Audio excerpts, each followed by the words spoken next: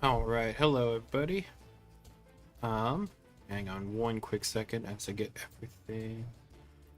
All right, there we go. And we'll go ahead and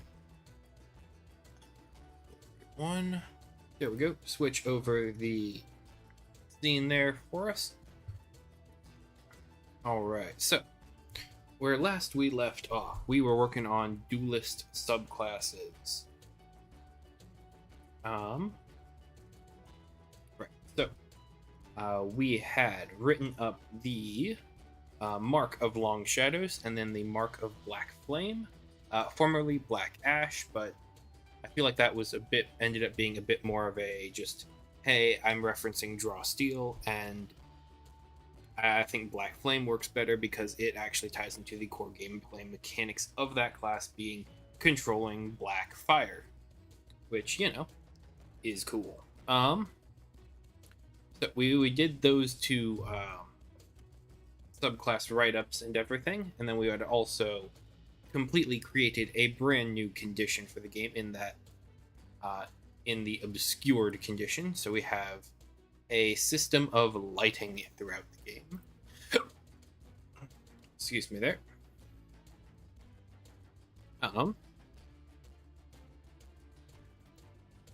So let's go ahead and mark this one as done there. All right, so plan today is we've got two more Duelist subclasses that I'd like to tackle. Do our best to get through and make it work out. That would be the Mark of Midnight Steel and the Mark of the Inward Eye. Mark of Midnight Steel is very much a fighter-oriented Duelist subclass, where we're going to start with giving additional weapon proficiencies, additional armor proficiencies, and the like. Whereas Mark of the Inward Eye is all about investigations and figuring out what weaknesses and exploits that you can perform against a target creature. So, without further ado, let's go ahead and jump into our drafting tab here. So, and create an area for the Mark of Midnight Steel.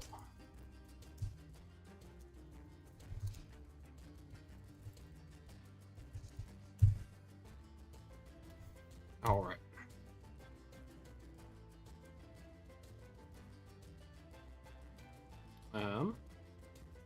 And for this one, we're going to go ahead and actually just steal templates here from Mark of Black Flame. Copy and paste. There we go.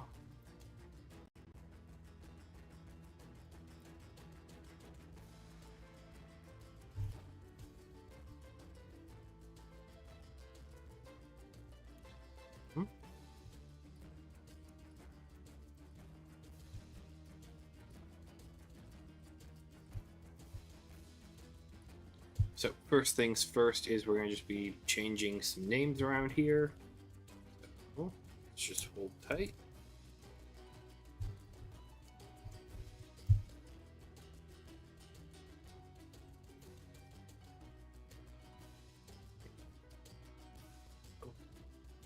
There we go. Had a bit of a crick in the neck, and I'm betting it's due to having this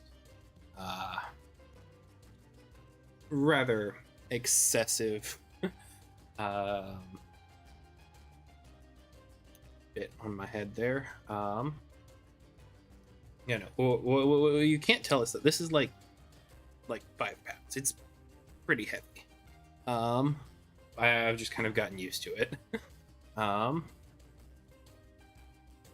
right, so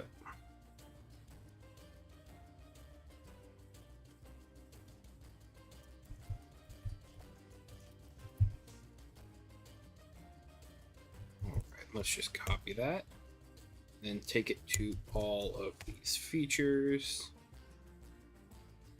Once again, all of these features are going to get replaced with vastly more, proper Midnight Steel things rather than Black Flame. But gotta start somewhere as far as organization goes. So Mark of Midnight Steel. Our first thing that we have here is that we have to deal with our cunning strikes. And so that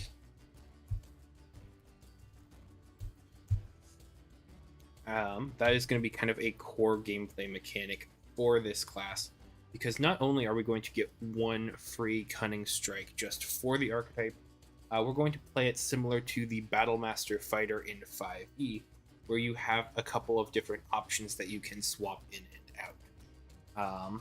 I know the Battlemaster Fighter doesn't necessarily do that, but some iterations of it I suppose could, or you could talk to your GM about doing retraining and such. The point is, I don't need to LARP on the Battlemaster Fighter here. We're creating our own, and we're going to allow for an amount of retraining and swapping out abilities, so that way you can better prepare your character and their loadout for a different adventure. So let's go ahead and jump over on our right-hand panel here towards our write-ups for the Mark of Midnight Steel cunning action here. All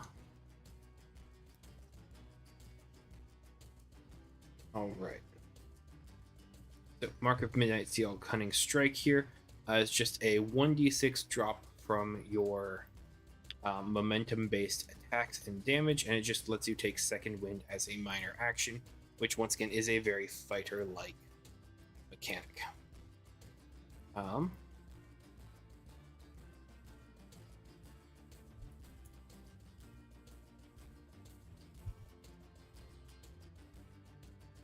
Let's just go ahead and get it all there.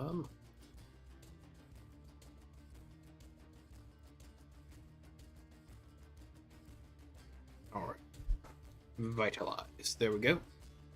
So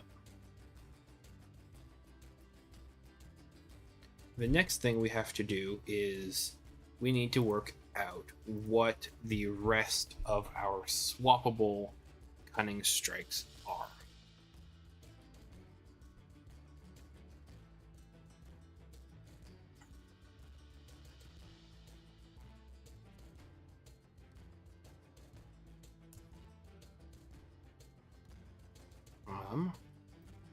So right now I'm just thinking about formatting here. Maybe it might be best to slightly indent this section here, just so that way when we come back in with our other options, that could work out there. I don't know. We'll have to play that a little bit by ear, see how this looks, and then what we can do better. And then, take that hopefully better and apply it outward to all of our other options and our other subclasses, so that we can maintain a consistent style throughout the book.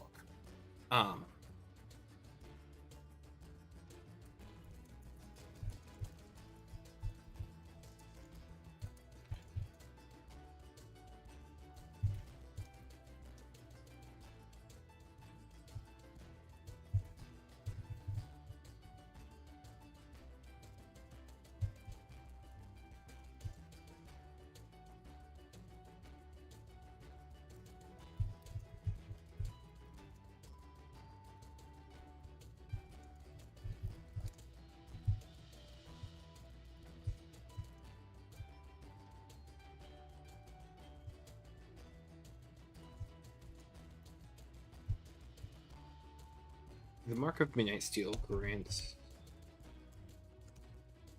you what? How do we phrase this? It grants you 2 additional cunning strike options. So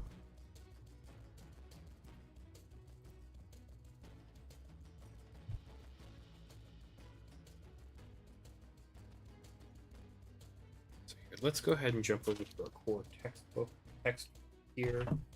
See where we can borrow some language here, so that way we once again, consistency throughout the book.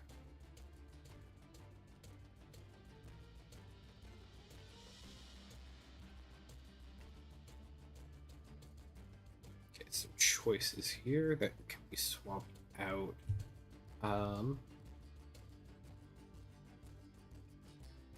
don't think there's a pugilist option. I think there's a ranger.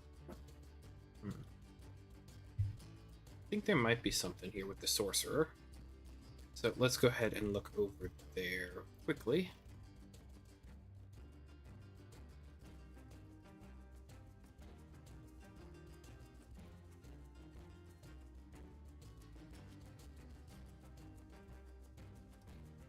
You know, grants you 2 additional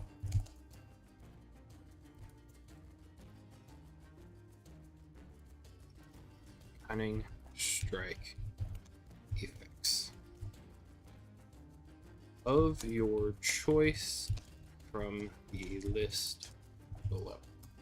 There we go. So what we do now is we have to have a limit here. So let's just go to a standard class that has weapon training.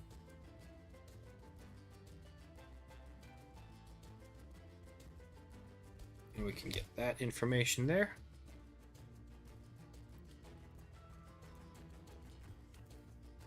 Spend some of the time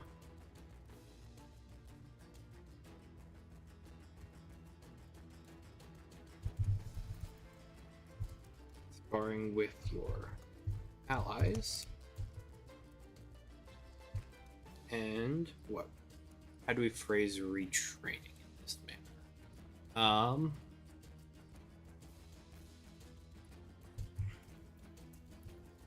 Practicing different exploits.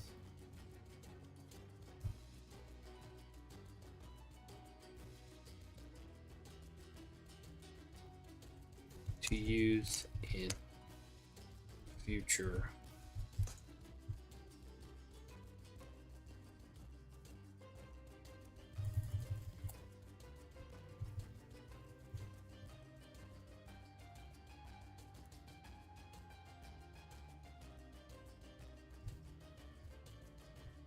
practicing different exploits and learning attack timing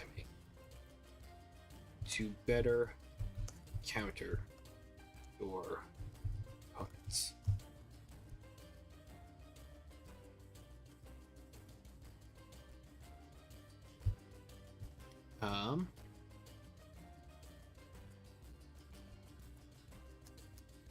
You can replace one of these chosen cunning strike effects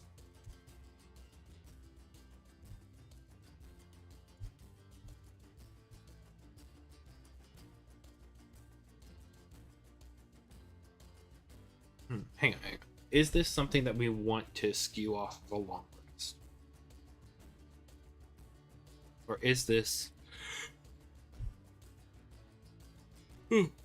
going to be primarily based on a character's loadout here?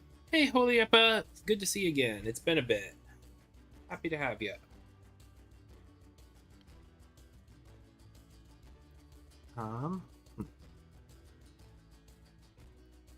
Okay.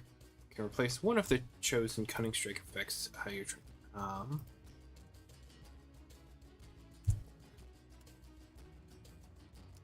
with another with another that you qualify for, because you're going to qualify for all. That's the thing. I'm trying to reduce redundant language here.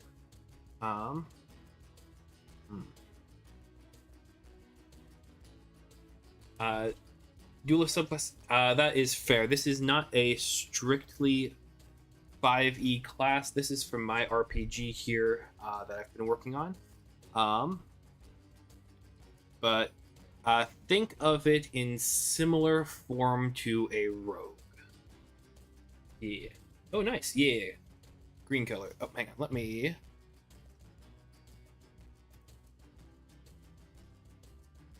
And... Why is chat not showing up there? That's super weird. Hang on.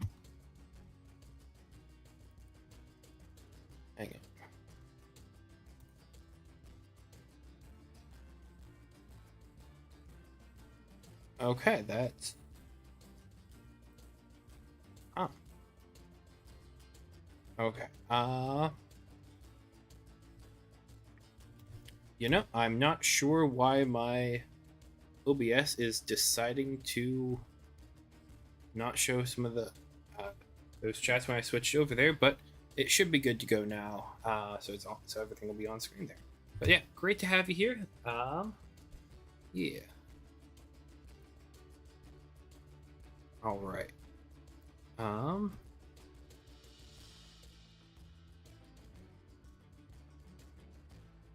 When okay. Okay, so the question at hand here. Are we going to have the Duelist Cunning Strike be a loadout for on the adventure level or on a day-to-day level? I think that this should work as an adventure level, because the adventure level is where we're going to handle level ups primarily. So when you take an extended rest, that is when you should be kind of implied to be leveling up at the end of the adventure. And so when you get your level up, you can swap out some of your different loadouts so that your character can play a little differently and better utilize their new features. That's going to be my justification for how this is going to work in this manner. Whenever you so we don't need the ever there. When you complete an extended rest, you can spend some of the time sparring with your allies, practicing different exploits, and learning attack timing to better counter your opponents. You can replace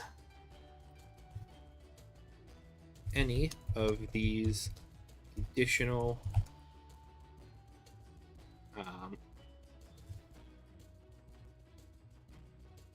actually any of these chosen, because the other ones are not chosen. Any of these chosen cunning effects with another from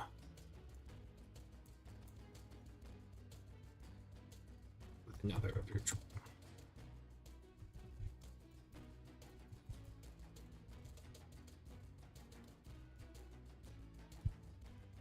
Yep. Okay. With another, any of these. Yeah. I'm gonna be focusing on just exact language there, and it's just gonna spiral. Okay. All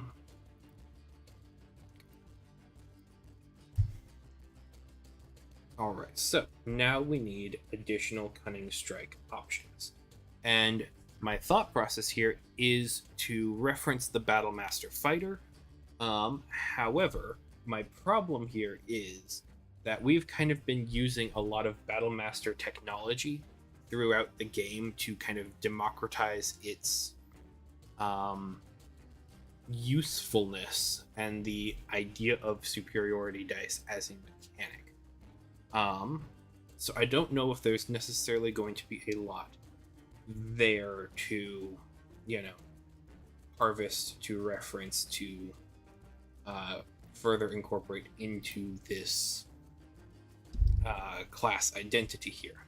Nonetheless, I'm going to just pull it up on my second window over here, and we'll double check here. All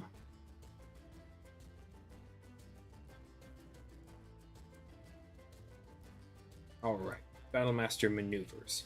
So, our option. So what we have here is wizard is better if he fights alone. Exactly. Yes, that is how the Duelist does work. My screens are jumping all over the place here for some reason.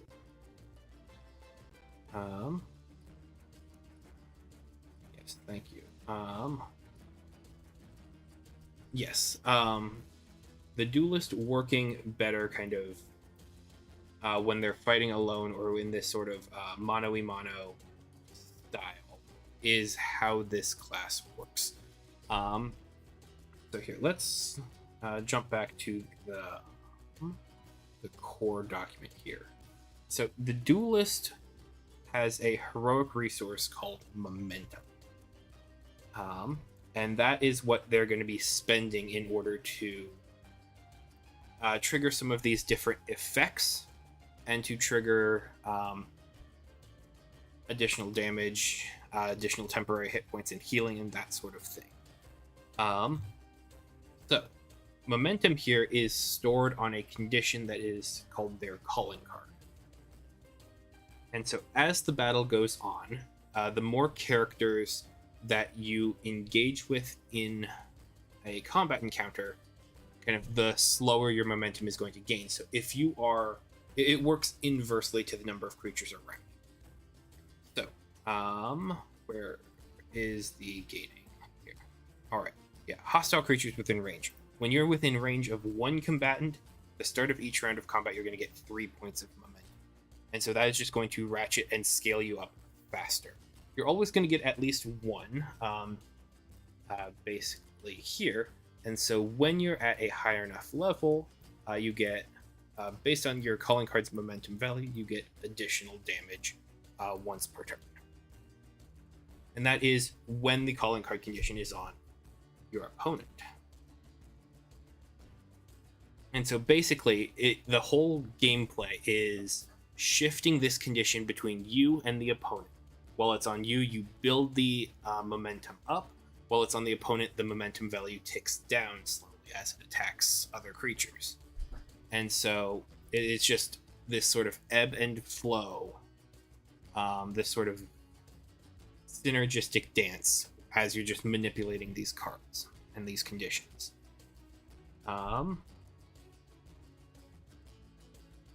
We'll give something like a show of yes.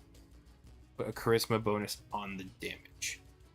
I do think yes, yeah. The short answer, yes.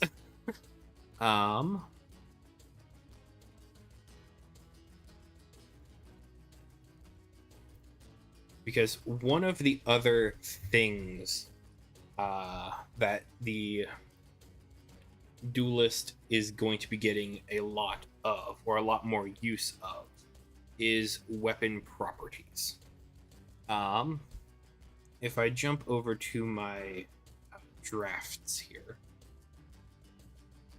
weapons have different properties here. That's kind of a very standard TTRPG sort of thing, where just your longsword is versatile, etc. And so you have your standard things that you're trained with. However, in addition to that, we also have weapon flourishes, which are trained effects that can basically be swapped out for a crit. So instead of doing additional damage, you disarm and steal their weapon. And so the Duelist gets a lot more openings with flourishes. So that's going to be just dazing the creatures. That's going to be you always have the option to just deal damage, since that's the crit style mechanic here. What's a good Duelist weapon? Because I do need to go through and edit some of these weapons here so that they are in line with current design, but for the most part it works pretty well. Let's go for like a rapier.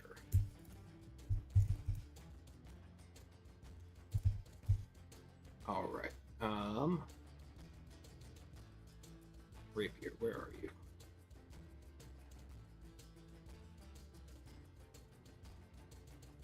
Okay. Oh, there you are. Right at the bottom of the page there. So, rapier here, it's a melee basic attack. It shouldn't have that ranged line there. So, if you are trained with the weapon, you can attack a stun target. You deal additional damage. Your attack deals additional damage if you're not wielding any other weapon or shield. use might or agility, and then I guess it doesn't have any additional properties. That might have been a bad option then. But yeah. The general option can intimidate all enemies around them if he strikes down the opponent.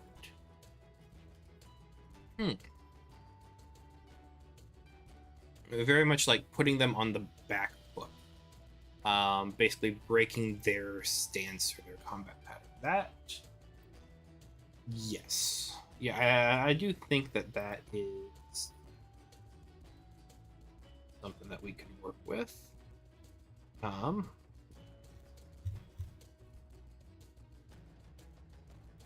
Okay, so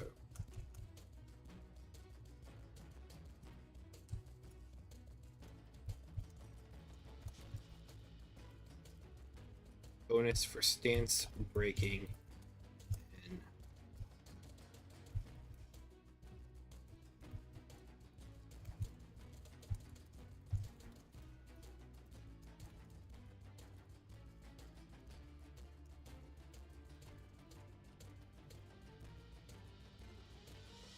all right. Also, talent Giant Slayer. Yeah. That would work pretty well.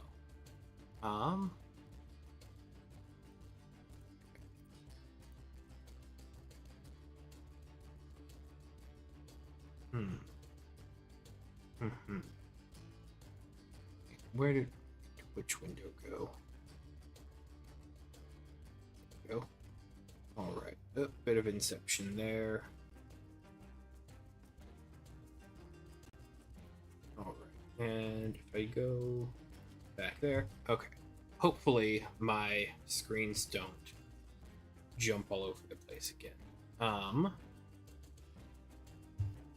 Okay. So we have different stances here. We want to probably have, I'd say I'd like maybe 7 to 10. 7 to 10 options here, because then you're going to get to choose 2 of them, and so yeah.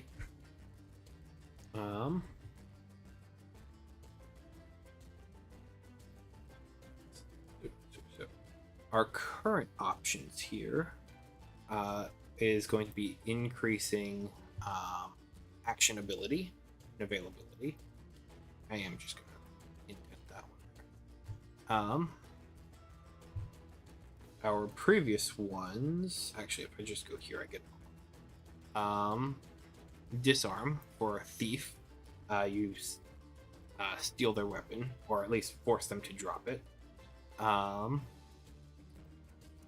For inward eye is going to be tripping, knocking them prone.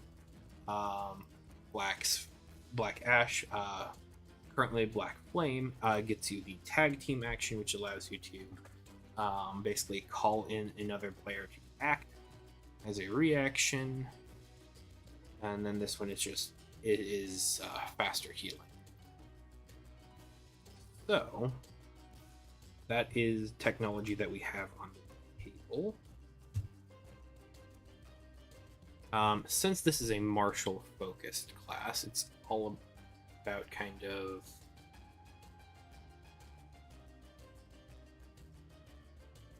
it's a bit of battlefield tactics, but it is a bit more of a harasser style gameplay where you're getting in and out of a combat environment quicker.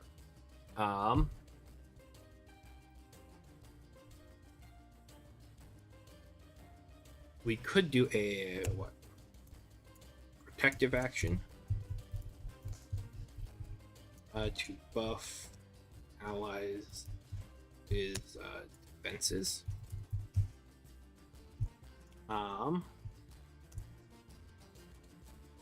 Because the thing I also want to keep in the back of my mind is I don't want everything to scale, because I feel like if we have everything scaled, that is going to take a lot of time around the table in order to resolve.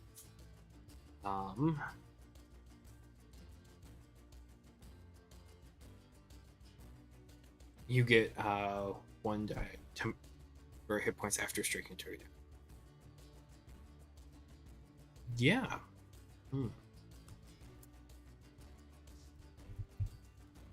1d, yeah, 1d4 temporary points after a strike hit turn down. Okay. So the chase would be inflicting conditions, and then we get rewarded based on inflicting conditions. Hang on, I think you're onto something there. That, yes. Okay, so Midnight Steel here, we have Vitalize as a cunning strike here. That's just quickening our actions. Then our other cunning strikes here are Riposte, which gets a little bit more. It's Thorns damage. It's just striking opponent a little bit when they attack you. And then Evade, it is just more quickening actions. So if we have this, if we have this archetype chasing conditions, and then we reward them with either additional, well, we're reducing damage here, so we would reward them with, we could do healing. Now the Duelist has a temporary hit point engine built into them in the calling cards, so this could be 1d4 just standard hit points, since that is going to be working underneath the shield of temporary hit points, and so we can have both of those things working simultaneously. Then it also would be the sort of thing where we're not we're not really kind of yeah. Okay, so let's go ahead and see what conditions we can chase.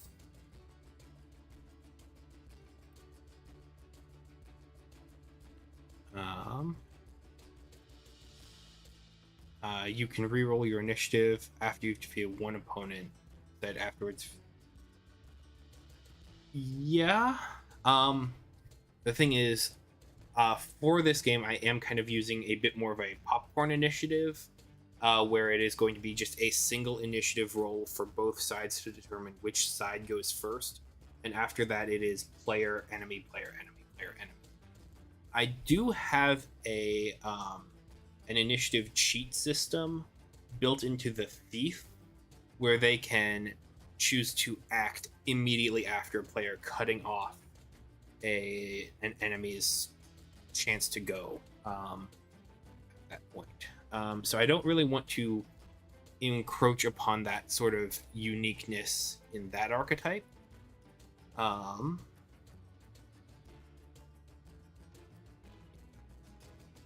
Okay, so conditions. We can absolutely chase Bane. That's super easy.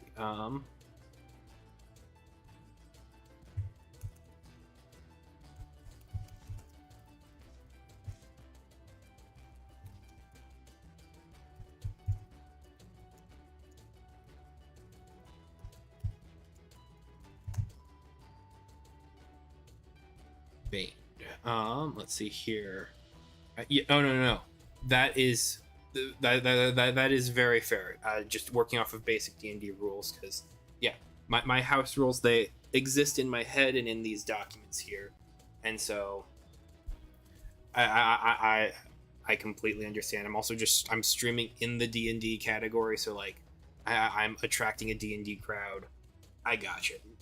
No harm, no foul. Like all is good. We can chase Blinded. Ooh, we could definitely chase Bloodied.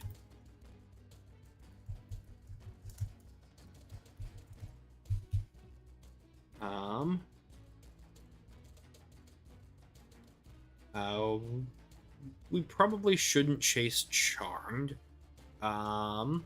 We have a lot of other kind of classes and abilities that chase dots. So I'm going to, let's not put those as options necessarily.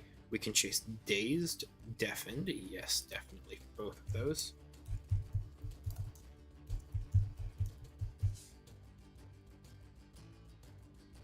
And I keep jumping to the wrong tab. Frightened, absolutely. What do we think? Incorporeal or invisible? I don't know. Definitely frightened. I don't think we want to chase obscured. Mostly because one, we already have other subclasses here that are doing that. We don't really want the duelist to be inherently associated with the obscured condition.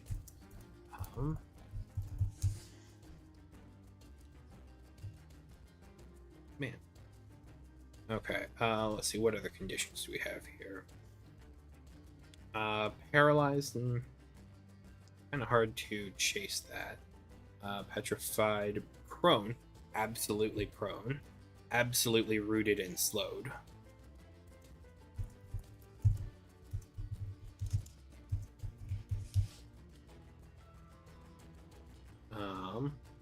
Absolutely stunned.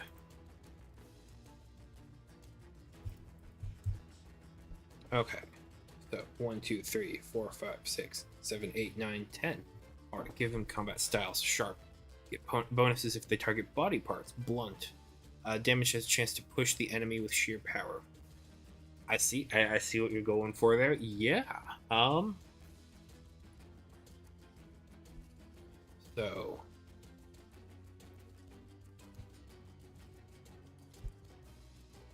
So let's see here. Sharp. Bonuses for attacking different areas. How do we do this without a called shot system? I mean, one, there's always just the option of just doing kind of narrative flavor as to which body parts are hit by an attack.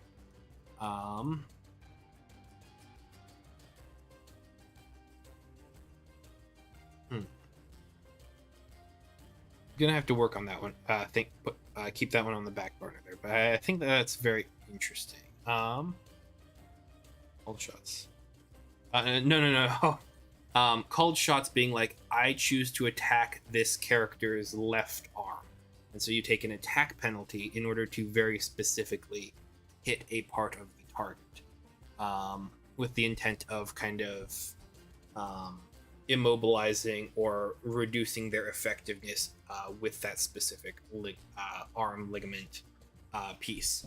So, like, I think kind of trying to think of a specific classic example here, but it's basically just hindering your attack in order to be very specific about its effect.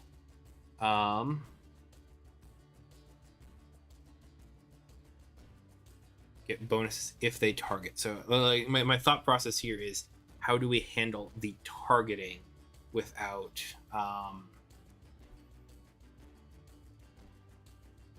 and like actually have a mechanical feedback for that in a way that can be broadly applied to most creatures.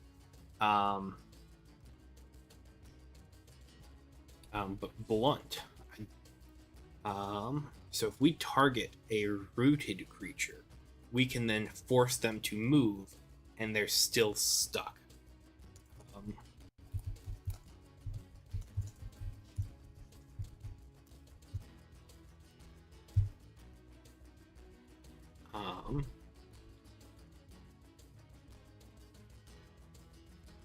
Attacking a baned creature, that might hang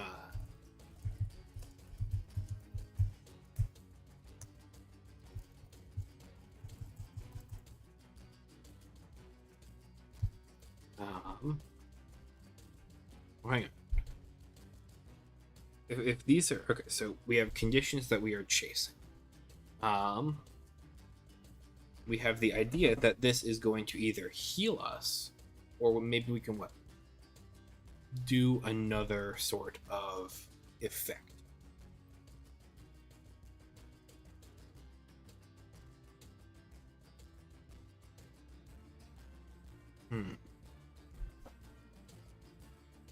Honestly, maybe if we just do the condition chase for healing, I mean, that makes it very easy to choose options that we go for here. It means that like it's not necessarily going to be incredibly difficult figuring out the new loadouts on an extended rest there.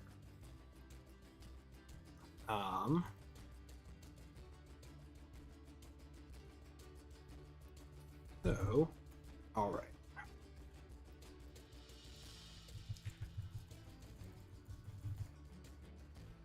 So, Cunning Strike here.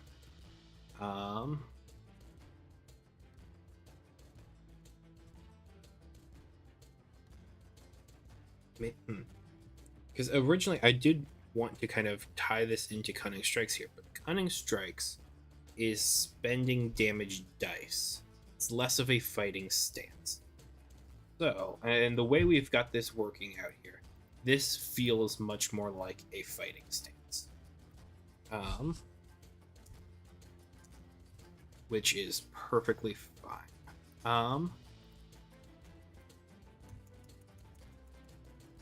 So.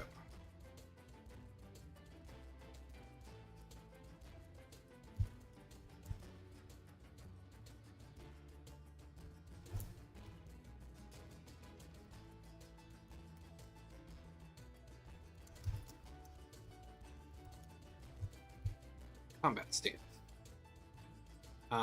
And this way, actually, since we have 10 of them, we can then, I mean, things work better in 3s, 5s, or various other even numbers, 3s, 5s, 10s. So we can just do 3 of these. Or actually, we could tie this back to charisma. We could tie this to spellcraft. We could tie this to agility. Agility, probably not, because that's going to be roughly 5. So that means we're going to have, at any point in time, half of the optional list here. We could use our just flat charisma modifier. We could use presence. I mean, that would then incentivize... I mean, we incentivize higher charisma, but higher charisma is the duelist's thing. Okay. I think we're in a good spot.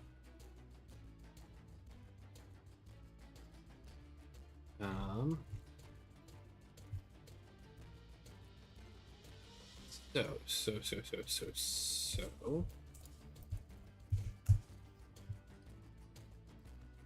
Fighting styles. Give the duelist elemental damage based on charisma. Must choose the element permanently. I do like that. I do have a number of element themed subclasses though, like, and we do have an elemental-ish duelist in that they already have access to a type of fire. Because of course it's fire. Fire being just kind of the most common like idea of destruction. That said, water, earth, air. We could also go into some of the other element types and ideas: void, wood, metal. This does kind of fit this sort of metal vibe, midnight steel. I mean,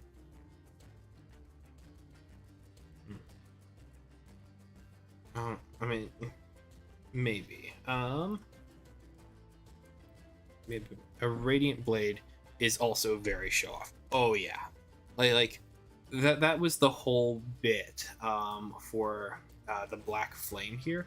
Like, you have a unique type of fire here that you can create weapons out of, and this is a type of fire that doesn't show up anywhere else in the game here. So it is very show off. It is very blade, exactly a darkness blade.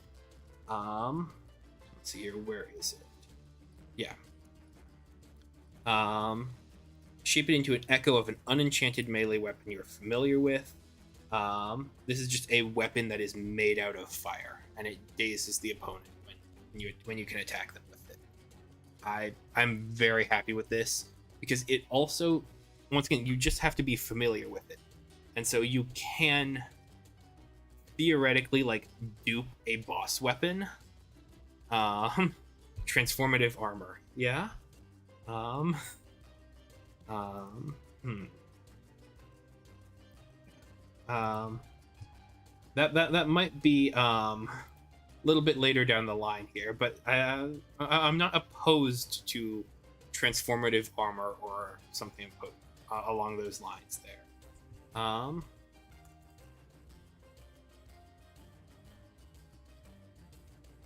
Combat stance? No.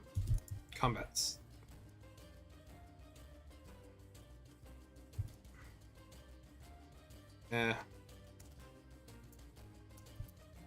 We'll come back to the name.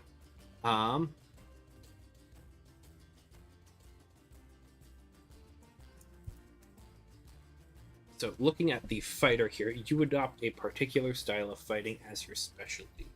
Choose one of the following options. You can't take it more than once, even if you get to choose again. So you adopt. You are trained in exploiting weaknesses in an opponent's armor, fighting style in opponent's fighting style. Your discipline, understanding of your presence on the battlefield allows you to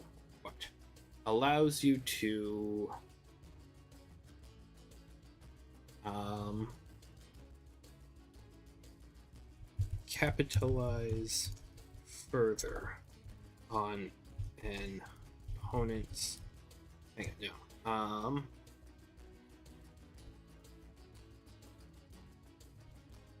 allows you to further exploit. No, we've already talked about exploiting weaknesses. We can't do that again.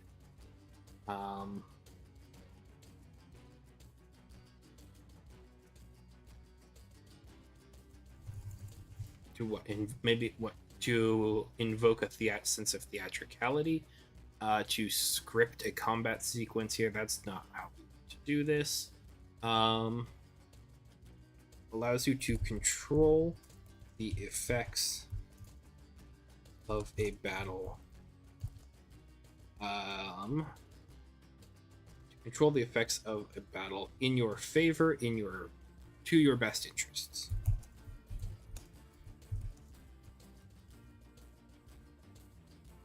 To your interests.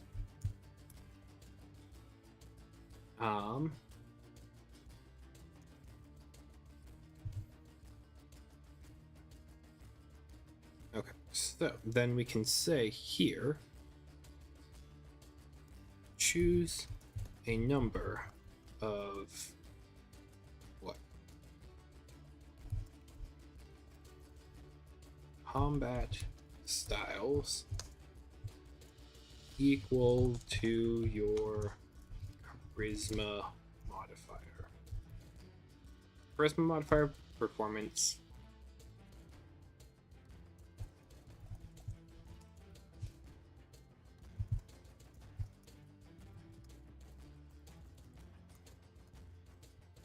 Skill modifier there. From the list below. Then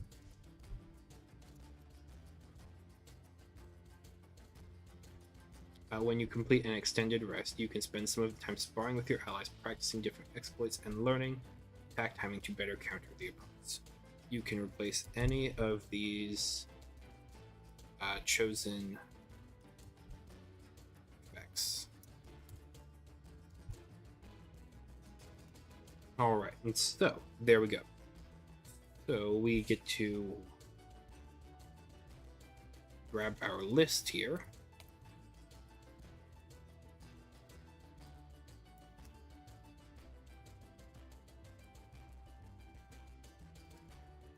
when you attack a creature that is not just when,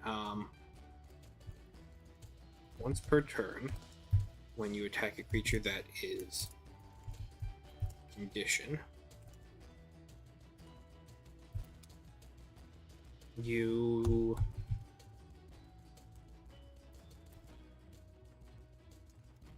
heal a number hit points equal to your... Okay. Have fun. I hope you have a nice day today. I'll probably be here for good portion of the afternoon and such. So if you ever are able to jump back in, I'll keep an eye out for you. But thank you so much for your ideas and getting us started here. This is absolutely fantastic. I hope you have a good time. Equal to your presence, charisma, skill. So what? I'm thinking that our charisma presence here is going to be roughly I mean, we could have this tied to a die, and then as that die goes, as our level goes up, our die goes up. You heal 1d4 hit.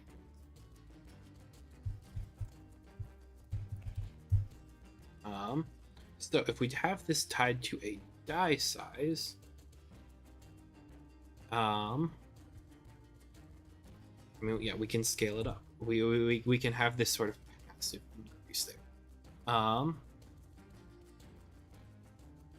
You heal 1d4 hit points, or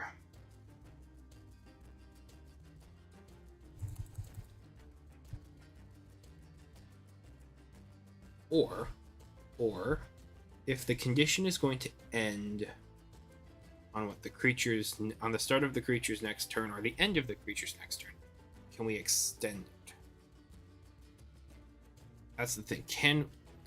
I feel like that gets into a bit of a dangerous situation here with the stunned condition there, because that means we could stun lock someone.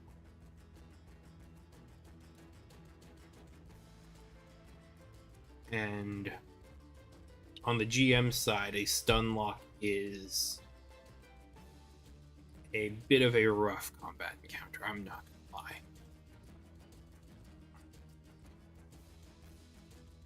lie. Once per turn, when you attack a creature that is conditioned, you can perform this. You either perform an action, you do this. I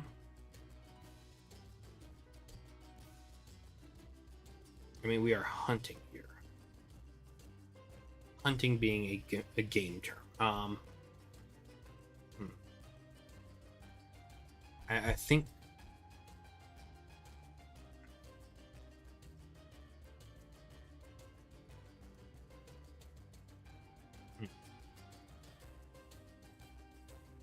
because the thing is, if they're all the same thing and the only difference is the condition, I feel like this is rather boring. So like I want them to do a little bit of something different, so that way once per turn do this.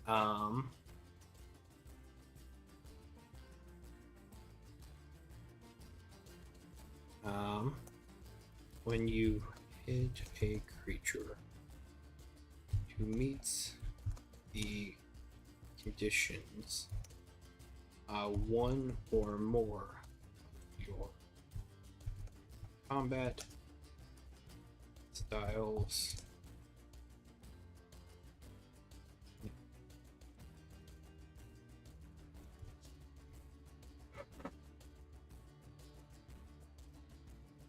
so like I could just copy and paste this line of text for each of these conditions.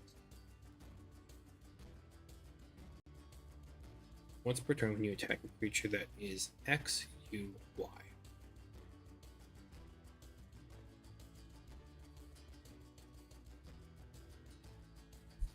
that is baned, you choose one creature that you can perceive within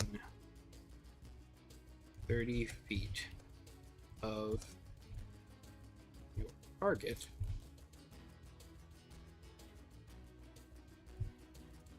The chosen creature has advantage on their next attack roll, resistance roll. It could be either. The next attack roll, ability challenge, or resistance roll.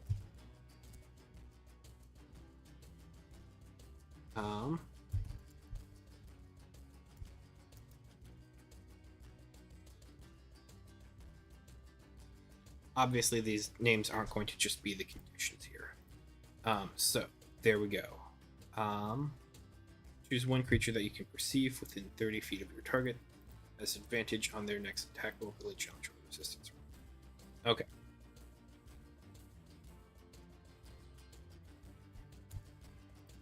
Start with this. Once per turn, when you attack a creature that is blinded, choose one creature XYZ.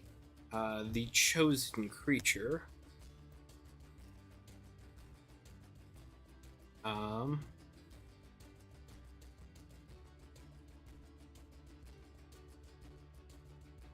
gains low light vision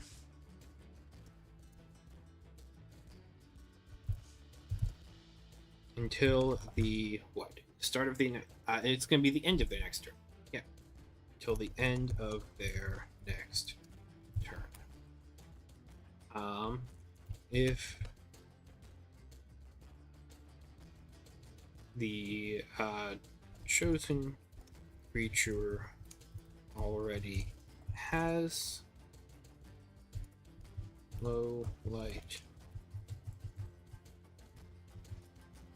vision, they instead gain dark vision.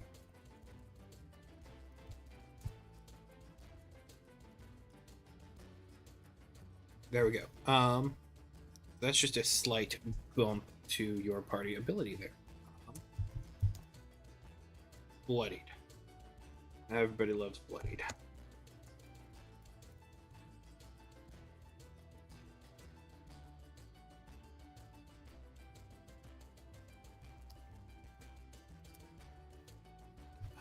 The chosen creature heals 1d4 hit points.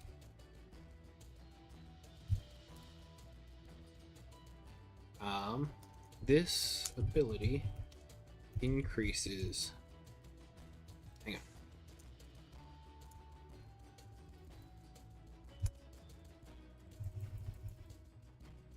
When you reach.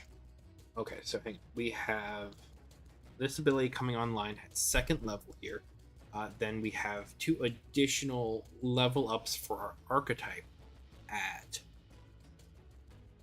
5th level and 8th. And 8th level there. When you reach okay,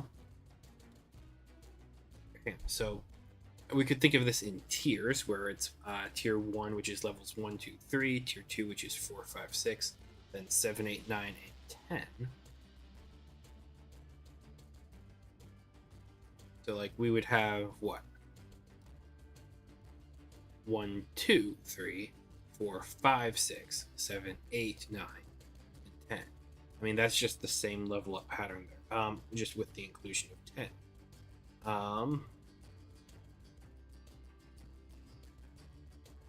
When you reach 5th level, this increases to 1d6.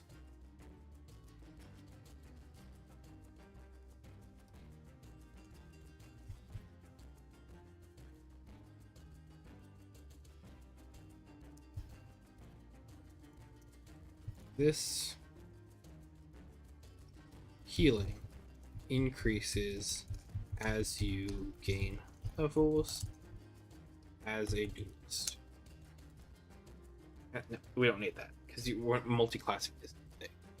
As you gain levels, the chosen creature heals 1d6 damage when you are at 5th level, 1d8 damage when you are at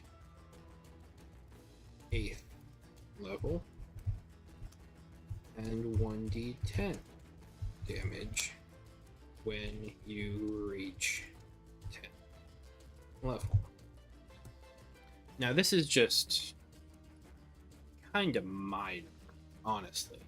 Not gonna lie, this is kind of minor, but it's still 1d10 hit point healing every round of combat, theoretically, especially as things get dire.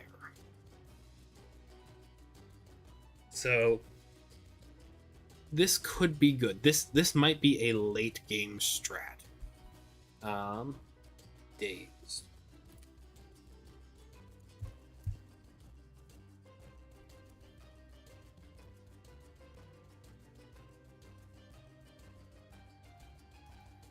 Honest, that might be one of the stronger heals. Once per turn, when you attack a creature that is dazed, choose one creature. Okay, so we attack a creature who is dazed. Dazed removes proficiency bonus from an attack roll. So what would be the inverse of this? It would be giving an ally additional proficiency. I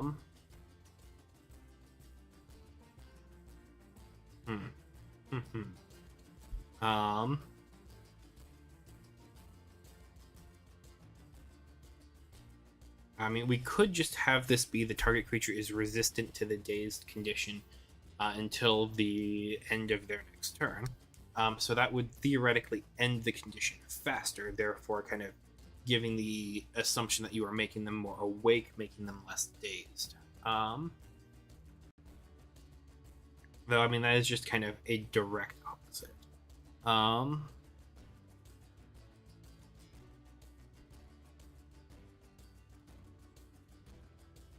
We could give advantage on the next attack roll, ability challenge, or resistance roll that uses a proficiency bonus, which fits a lot of the kind of idea there. However,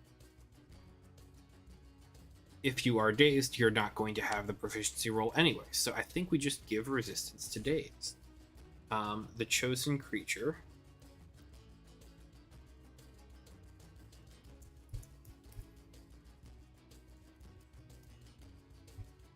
gains resistance to the dazed condition until the end of their next turn. There we go. All right. Deafened. Okay. So deafened is interesting because it cuts out perception.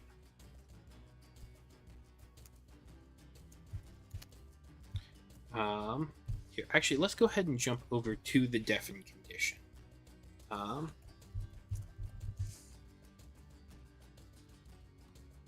A creature that has the deafened condition experiences a temporary or permanent loss of hearing, depending on the triggering ability. Unable to hear sounds or perceive auditory cues, has disadvantage on any skill or ability check that requires hearing. Okay. That is it. So you are more alert. So well, not if you're deafened, but so what we're going to do with this ability here. If we attack a target creature that is deafened, the other creature gets more alert.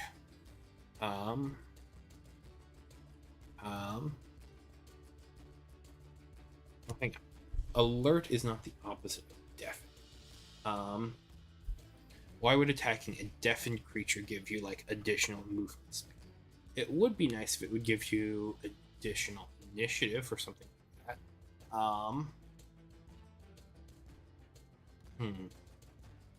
We could give advantage on search. We could give what could we do here?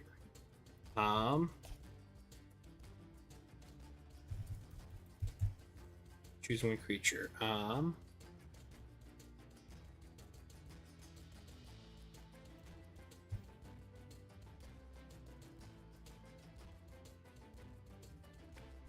We could give resistance to thunder damage.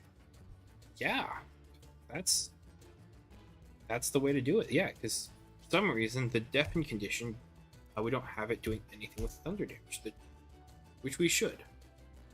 We should. Resistance to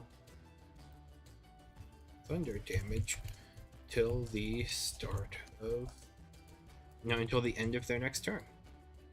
End of their next turn, start of their next turn. End of their next turn.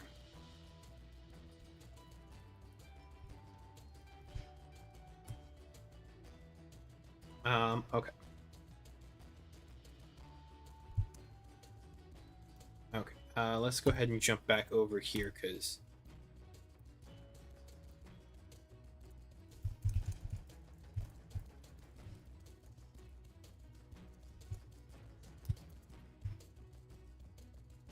that seems like a massive oversight. Okay.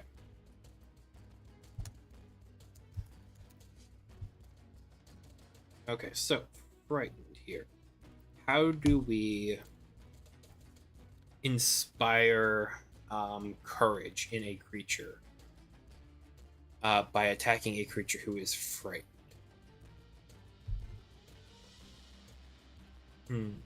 Choose one creature. We inspire them to what? Keep going.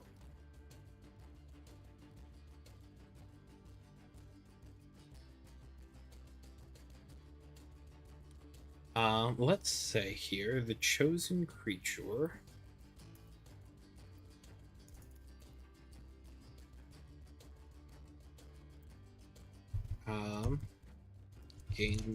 regains 1 expended armor point. So that way, we attack a creature who is frightened, then you get to defend more. You get to keep weathering the storm. You get to continue fighting. I think that is a good way to kind of do that there. We attack a creature who is prone. Yeesh.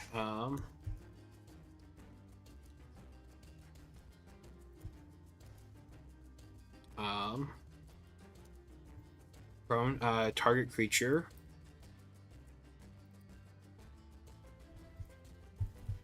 This is the one that gives movement speed.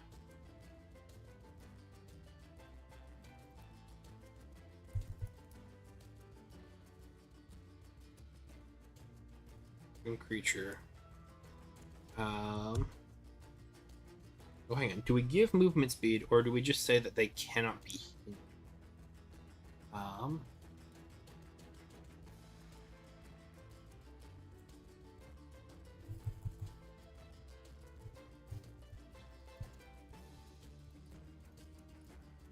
Till the end of their next turn. Chosen creature uses their base movement speed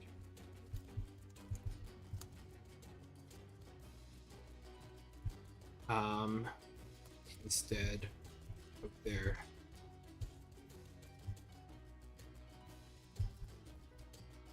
chosen creature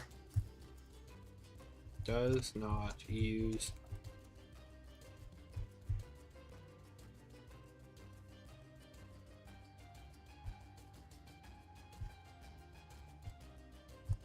hindered movements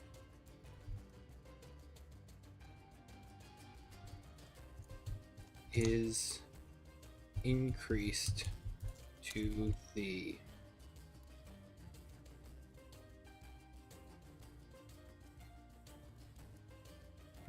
their base movement speed, minimum of 10 feet.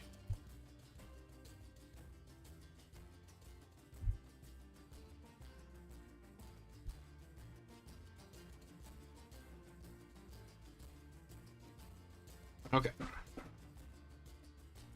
Okay, I think that is a good way to do this. When you attack a creature that is prone, one creature that you can perceive basically does not use their hindered movement speed.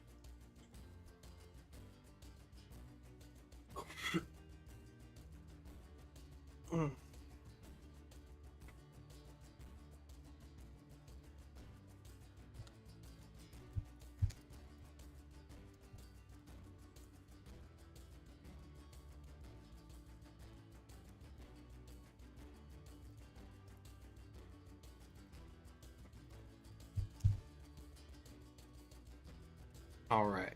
Hey there. What's up? I'm assuming you're a DM. I am a DM. I'm currently a player in one of my friend's current D&D games, and so I am working on setting up my own campaign for not the next slot, but the one after that. But I do a good bit of DMing, yes.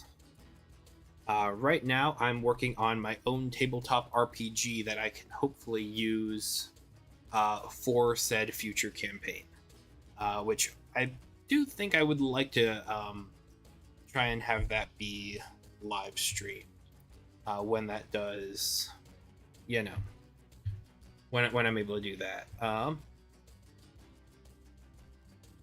Would you think of being a main DM, villain, or villain for a Star Wars evil political theme? I do think that would be rather interesting. And I think I need to know a bit more about kind of the nature of how that campaign would work.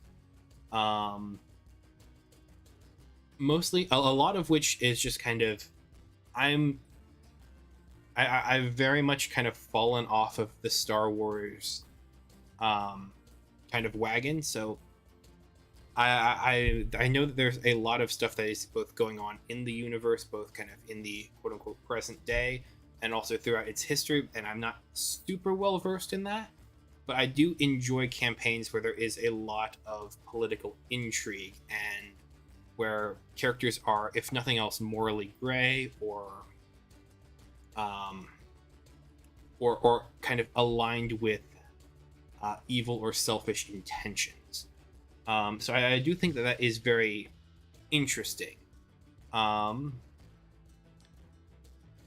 That said, I'd be a little bit hesitant if like the characters are like agents of the Empire, just given representation of it. Campaign of 4 groups, 4 other DMs. New self-appointed Supreme Dark Emperor. Interesting.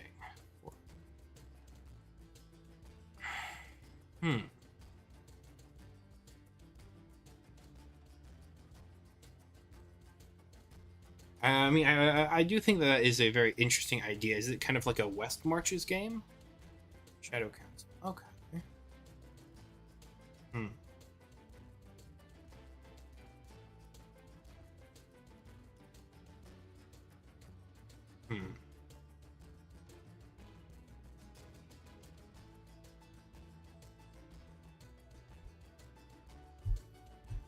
Post Operation Cinder.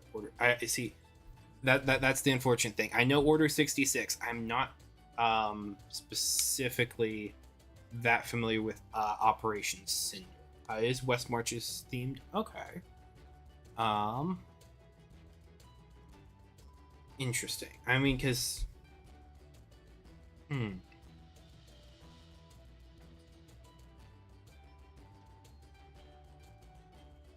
because one of my friends was wanting to run a Star Wars game, but it was kind of more outlaws, rogues, and that sort of thing. So I created a character for that, and that was that was quite fun.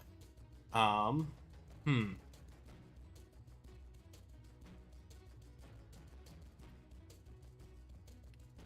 Hmm. So, would this be using yeah, the Star Wars 5e rules? Do not follow the canon and the rules. A lot of people, oh hey, as command you to do this or create punishments. Um, hmm. Do you already have players on board for this sort of game?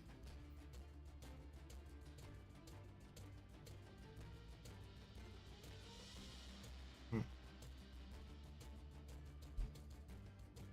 Highest per command. Okay, so it's like I command you go out, do this adventure, do this mission. That does make some sense there. The reason is because DM is basically the decider, dictator of what happens. Okay, I see where you're coming from there. I see what you're doing there. I get the idea. 4 groups are already established. Um, hmm. Hmm.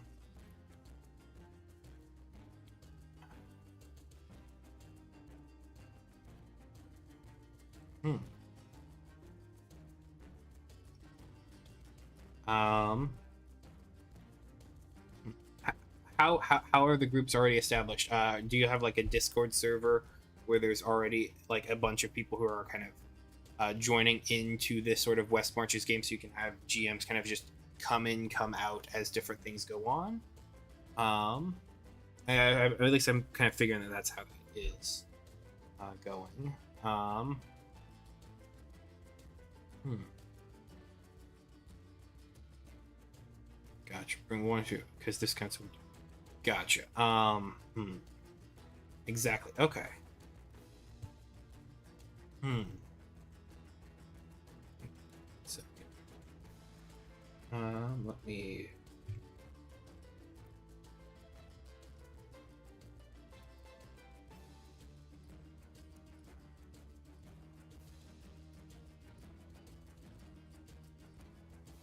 Because I always do love the idea of kind of a West Marches game. And I do like the idea of running in these sort of established. Exactly. The only concern would be scheduling. Because unfortunately, I am working at this time. I have the day off today. So, I was wanting to stream all day today and work on building the RPG and such here. Um,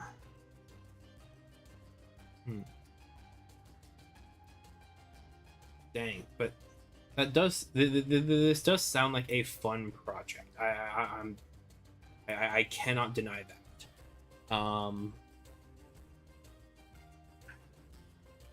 Like I've got work basically every day next week. That's and like I know that would be a short turnaround time for jumping in there, but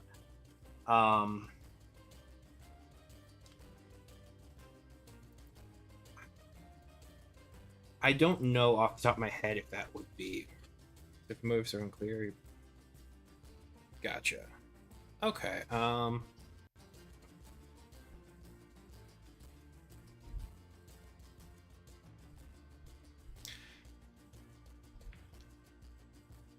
Gotcha.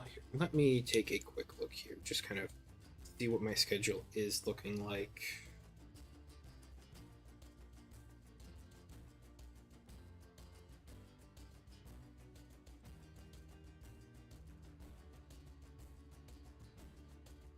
Yeah, because right now what I'm looking at here is that I might not even be able to stream again for another week. Discord over VC Thursdays or Fridays bi-weekly. 1 to 4 p.m. EST. Weekends can be an option.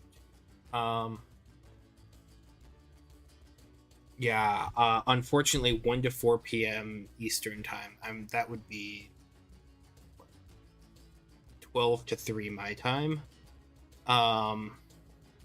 That's like square in my working hours. They're usually, and unfortunately weekends as well. Like Sundays are usually my only free days. And I already meet up with a lot of friends IRL, so I don't know if I could make the scheduling work there. But thank you so much for the offer. That sounds like a very fun project. That sounds like a very fun sort of West Marches campaign, and maybe one day in the future when I'm not beholden to showing up to an office or that would be a lot of fun to take on and just be able to schedule. Dang, I'm not the biggest Star Wars guy, but I can appreciate a lot of the world building that has gone into it, and I think you're on the right path here with a very interesting West Marches pitch and a very interesting idea for a campaign. I just due to scheduling there. They're Friday evenings. Like right now during the summer, my hours will go until 7:30, 8ish. So like I will be at work until like 9ish Eastern time. So that's the thing. And with driving times, it's my hours are kind of all over the place and odd. Like literally just this week I'm my next, or the next one like that would be Thursday, and I'm working until 7:30 there, so that would be 8:30 I get off Eastern time, and I'd be maybe back to my place here by 9. So I think that just completely blows out my ability to jump in there for an evening game. But that sounds super cool. I would love to do that at some point, but I can't block off times during the day for that. Wow. Man, I wish I could.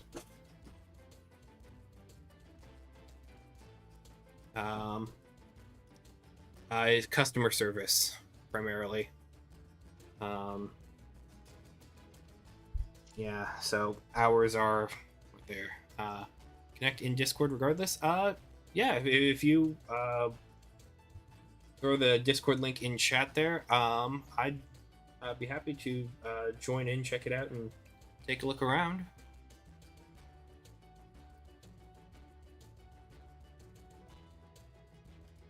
Or I don't know, DM it to me or something like that. Yeah.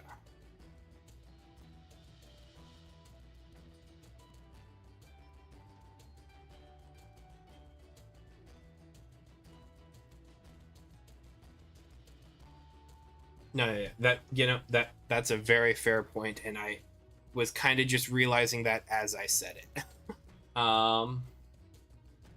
Here, let me take it.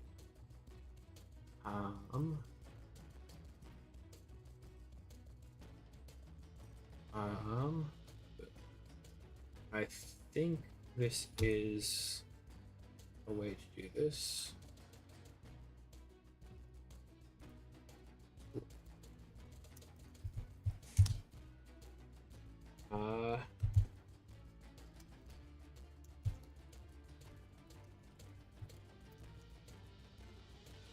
Same here. You can add link.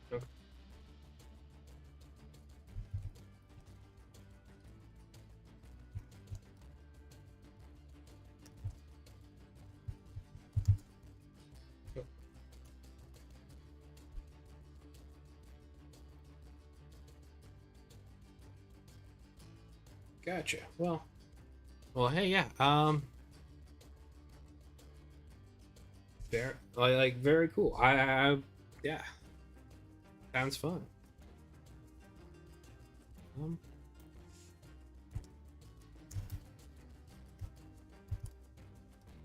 Okay.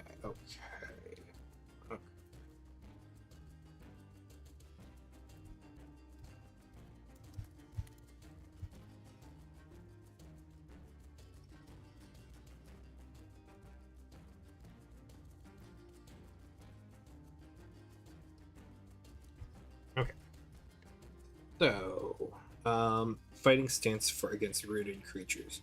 So this is going to be the kind of I push you, you can't react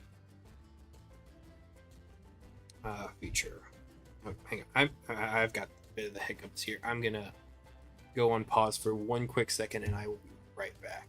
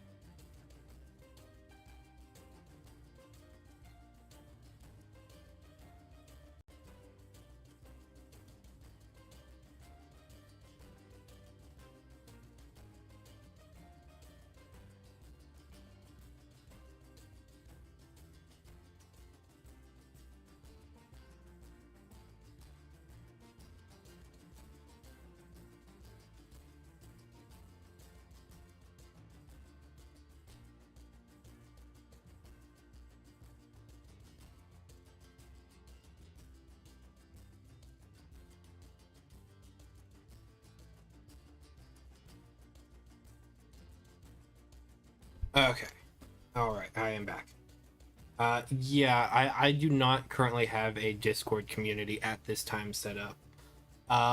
That is something that I want to work towards, but I want to build to it, and so that way I can, be sharing different, you know, pieces of world building, pieces of lore, pieces of writing in the actual game.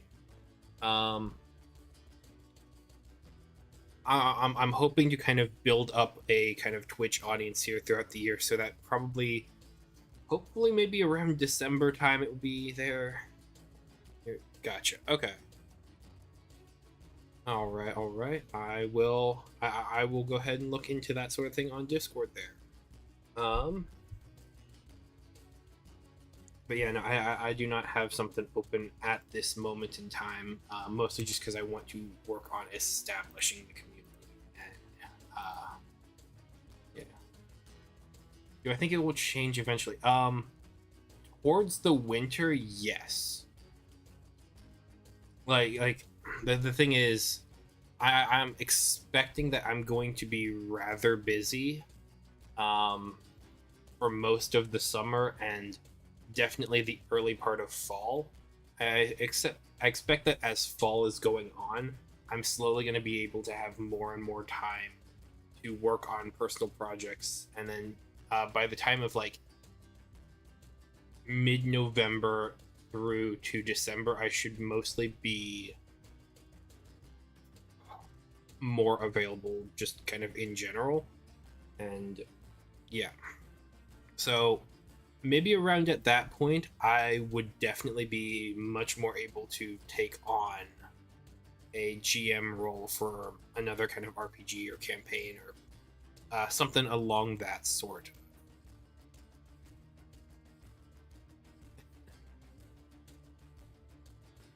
I definitely appreciate that. No, no, that is not the kind of thing that would be that I would find offensive.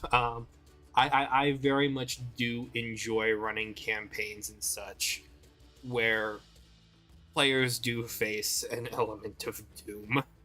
Um, that's one of the things that I'm trying to work through with this RPG. I want to have better mechanics for having this sort of sense of doom, for this sort of style of gameplay that leans a bit more towards the dark and kind of motivationally complicated.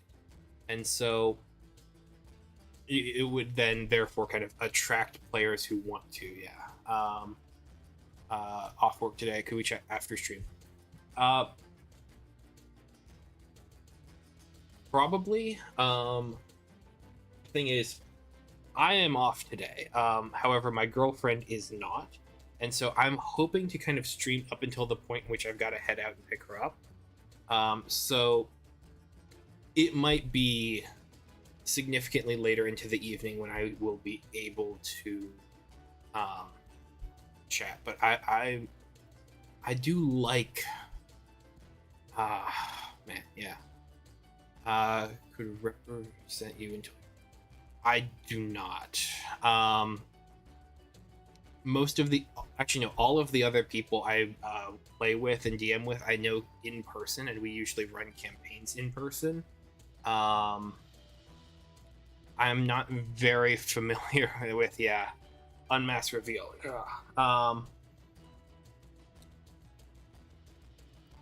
I'm not very familiar with other sorts of online DMs and such, and so I think I have some credits that start playing, but I really don't use online tools like that. I just meet with people over Discord and like just in our different little group chats there. So like it's not like, it's just personal private servers and such, but I mean, it would be neat to, either have a co-DM or like someone who jumps in and out there. Like that would be fun. But like right now, I do have a friend that I promised to run a campaign or like a small one-shot. Actually, I have two friends I promised that to. I need to. I still need to do that. I need to get some of that stuff prepped. At least for one of them, he said it was just mostly interested for combat. Any of them? Well, I connect with them via Discord, but they're like all local. I can meet up with them in person. It's just sometimes we find Discord easier. I'm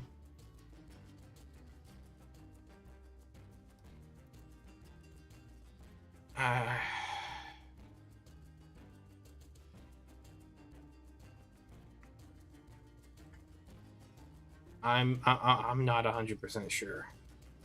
This thing, I'm just not 100% sure.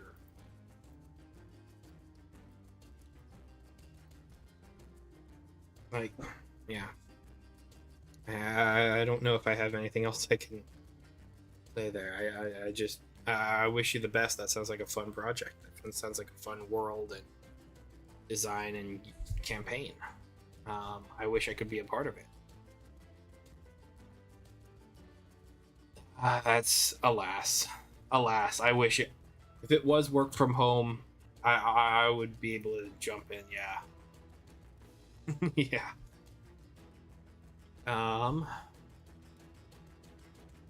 Rooted.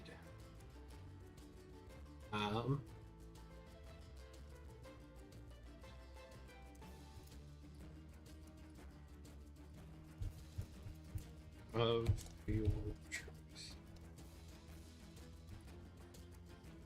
Man.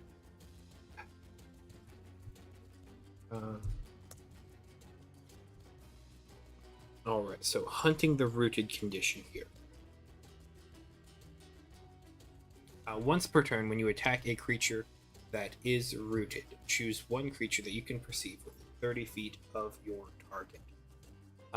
So then we can have either a creature move, we can grant free movement to an ally, or we can move our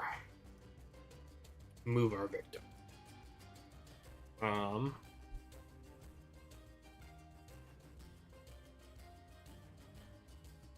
I mean, it says just within 30 feet of your target. This could include the target. These all could. The chosen creature is moved up to 10 feet to an unoccupied space that you can perceive. An unoccupied space that you can perceive. There we go. So yeah, choose one creature that you can perceive within 30 feet of the target. The chosen creature is moved. There we go.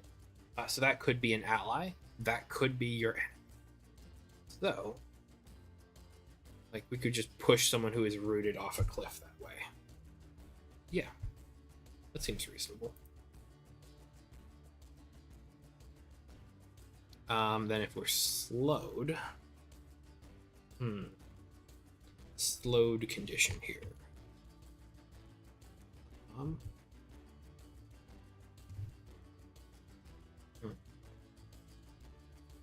What is our trigger for the slowed condition?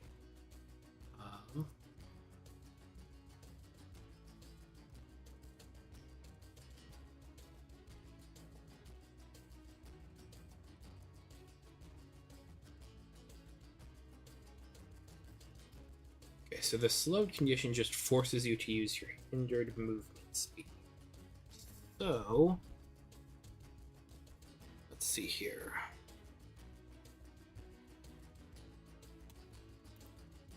Unoccupied space that you can perceive. That is rooted.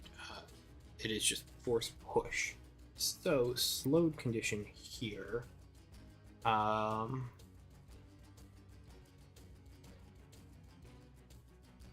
Prone.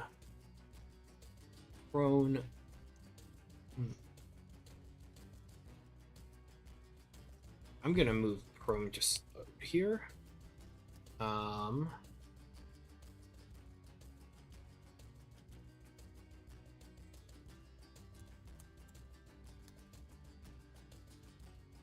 This one here is slowed. Okay, so if we attack a creature who is prone, what happens?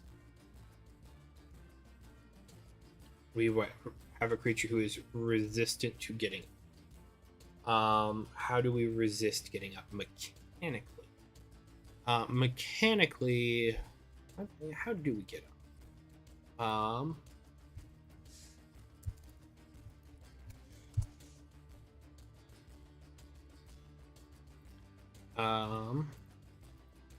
Crawl or spend 10 feet of their movement to stand up. That's it. Okay. So then we just give them 10 feet. Choose one creature that you can perceive within 30 feet of your target. The chosen creature's base movement speed is increased by 10 feet until the end of their next turn. Chosen creature's base movement speed is increased by 10 feet till the end of their next turn.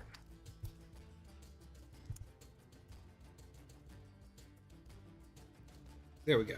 So that's prone, that's slowed. There we go. They're both movement, but they work differently. They're mechanically unique. Good. So, stun. How do we do this in a way that isn't a stun lock?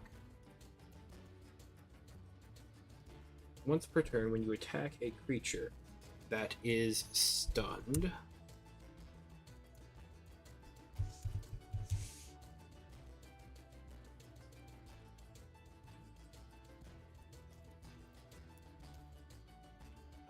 choose one creature that you can perceive within 30 feet of your target.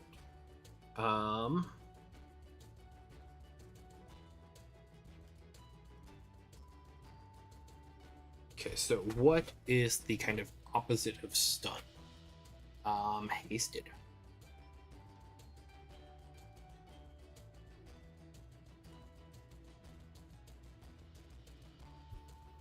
Hasted, yes. Hang on. This is a once per turn when you attack a creature. This could go on for quite a bit. This is a rather constant ability here. We don't want to just, give the freedom of what you can take 2 major actions and 1 minor action.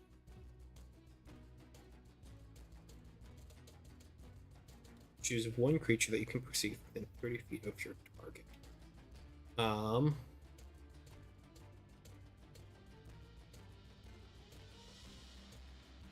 Could we give someone a 3rd minor action? That's a decent option. 3 minor actions, so it would be 1 major, 3 minor. So that would mean technically you could do movement 4 times. Now, minor actions are very interesting in that they're, on one hand, functionally bonus actions in a 5e sense. But let's go ahead and take a quick look at actions. So, aid attack, okay. Assist. Drink or administer a potion, manipulate an item, mount or dismount, move. Ready a minor action. So most of this is whatchamacallit. Most of this is item interactions. So our primary things would be aiding, assisting, moving, or readying minor actions. However, with the Duelist class here, we can that can be used to increase with disengage, dodge, or hide. Well, that's if we're doing the Duelist. This could be any other creature that has more minor action. Yeah. Okay.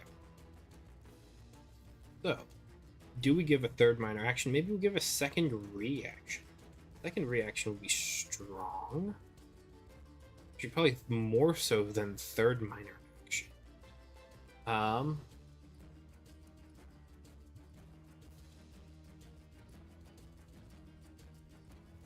Hang on. Okay. So we could haste in a creature, and then we could just make that creature immune to the haste. So we could just say, until the end of that creature's next turn, they can take 2 major actions and 1 minor action on their turn. Once they've gained this benefit, they can't gain it again until they complete a long rest.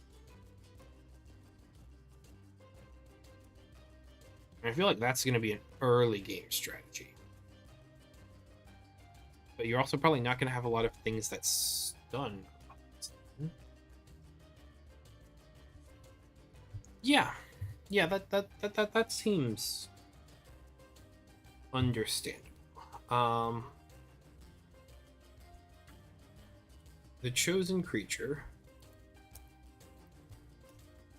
can take 2 major actions and 1 minor action on their next turn.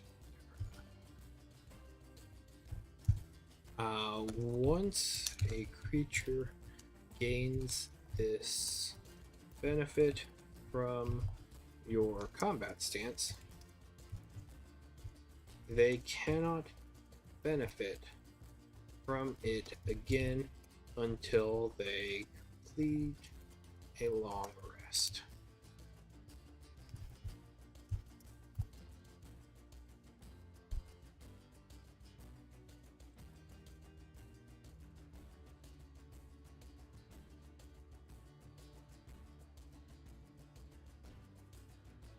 Okay, so once per turn when you attack a creature that is stunned, choose 1 creature that you can perceive 30 feet of your target. The chosen creature can take 2 major actions and 1 minor action on their next turn, which theoretically could become 3 major actions with the tag team action. That would be a scary turn. But damn, that's battlefield manipulation as hell. That could be pretty sick. Once a creature gains this benefit from combat from this feature, they cannot benefit from it again until they complete a rest. Okay.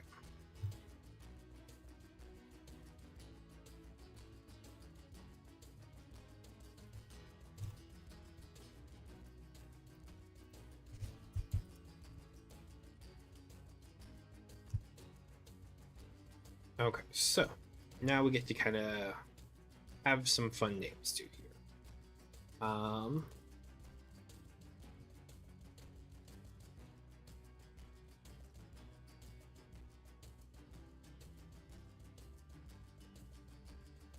We get to name these sorts of things. What would be a fun naming convention here?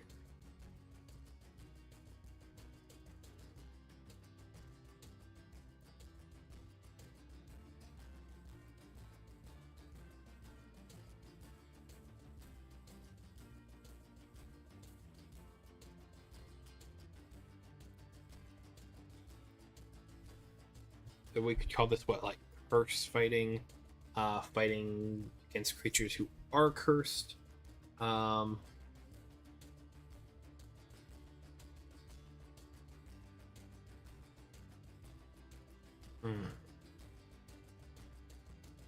Mm-hmm. I don't know what it is about, recently. I've just had the worst time naming things.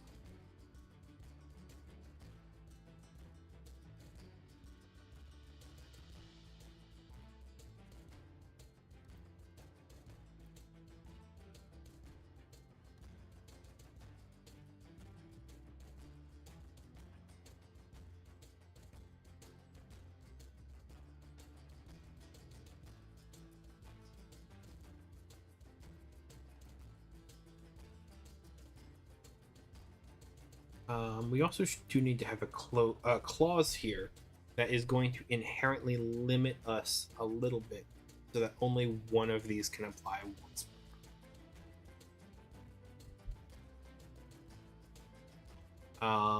Okay, so because theoretically a creature could be both blinded and bloodied. You only get to apply one. You can replace it. When you attack a creature that has multiple conditions on them, that would trigger multiple of your chosen combat styles. Choose one effect. So hang on. We have to make sure we can claim that this is you're only able to trigger one effect.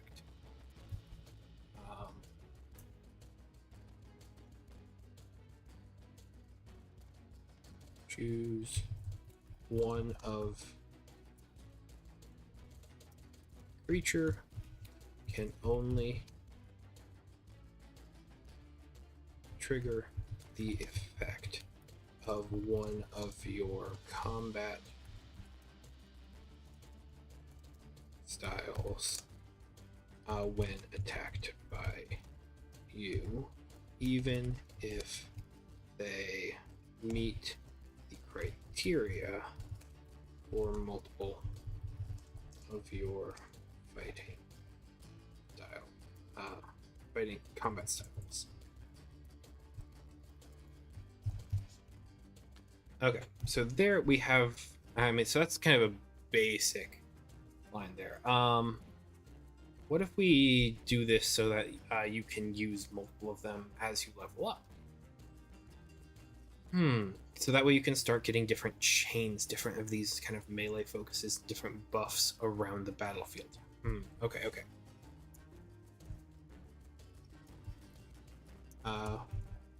When you attack a creature that meets multiple of the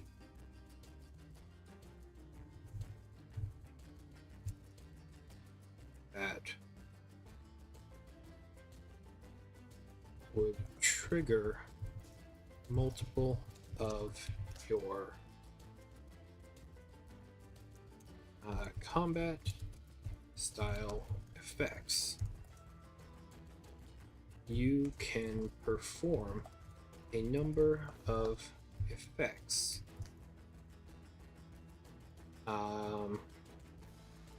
Based on your Duelist level.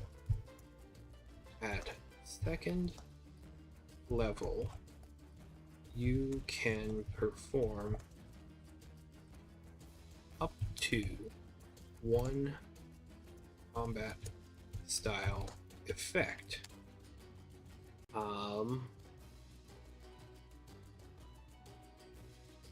One combat style effect on your turn.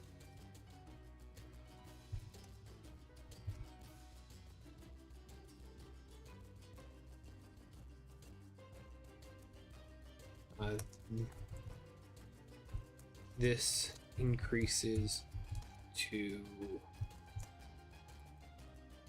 2 different effects at 5th level.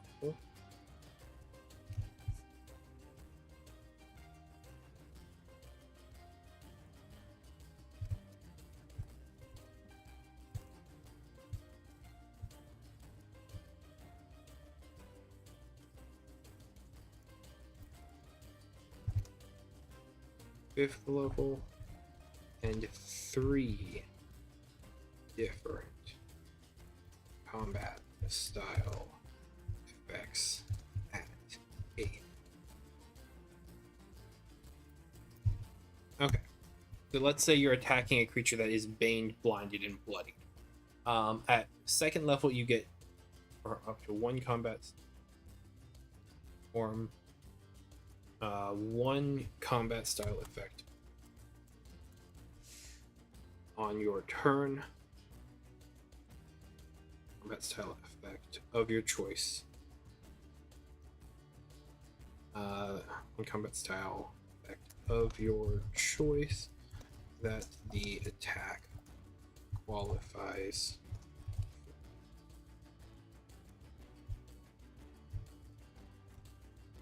We don't need to say that your attack qualifies for because we're already saying that would trigger multiple of them. This increases to 2 different style effects at 5th level and 3 different at 8th. There we go. So we have that scaling built into it there. That sort of level up nature.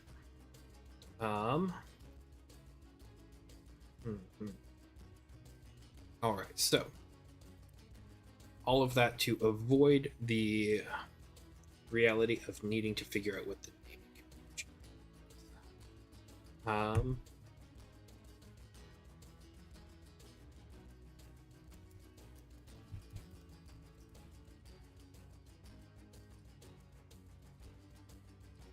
Curse hunting. Strikes of the eyeless.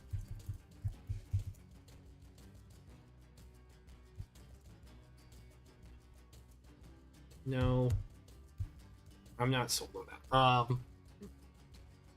Okay, so combat styles. What are some different kind of, combat styles? Actually, let's just do a bit of research here.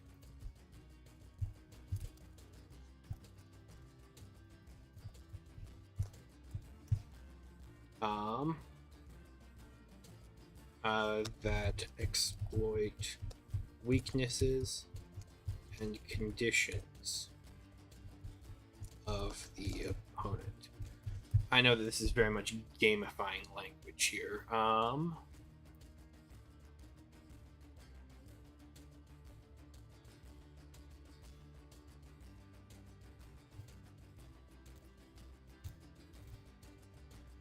don't think this is particular.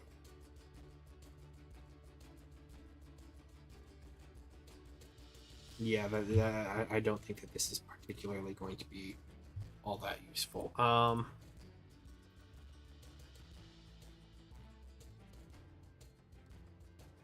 Techniques. Okay. Techniques.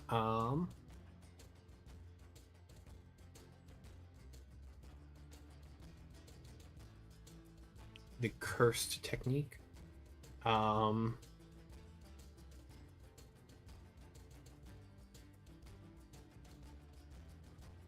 the curse strike technique.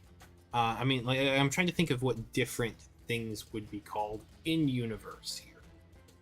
So attacking a baned opponent would be...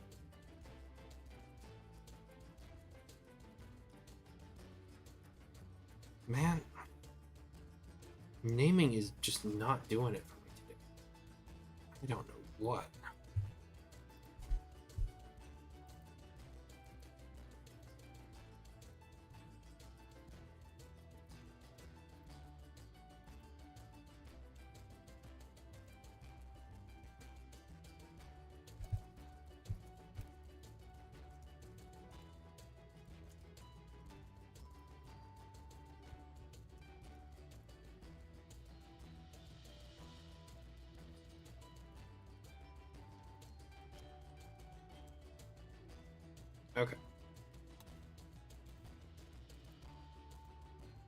Okay. Okay. So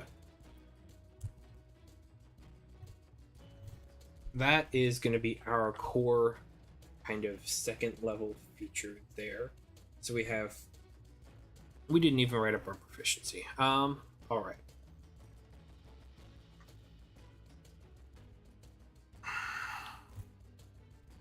That's fair.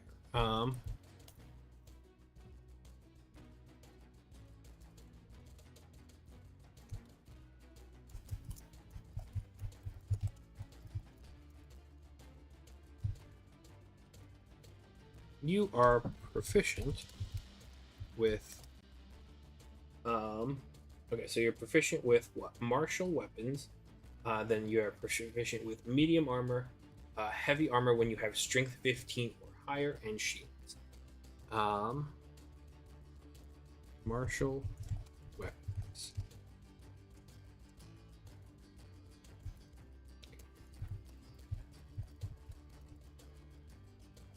Martial.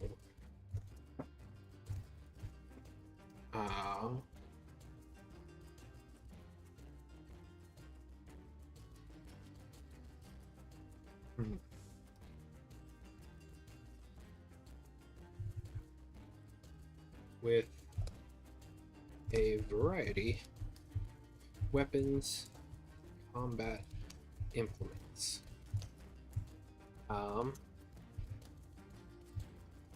Proficient.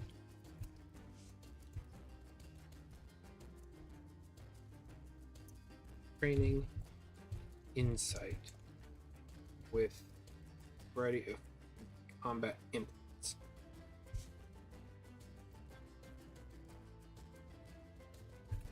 Martial weapons, and can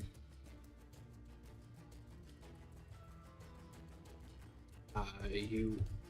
Okay, I'm trying to think of different ways to say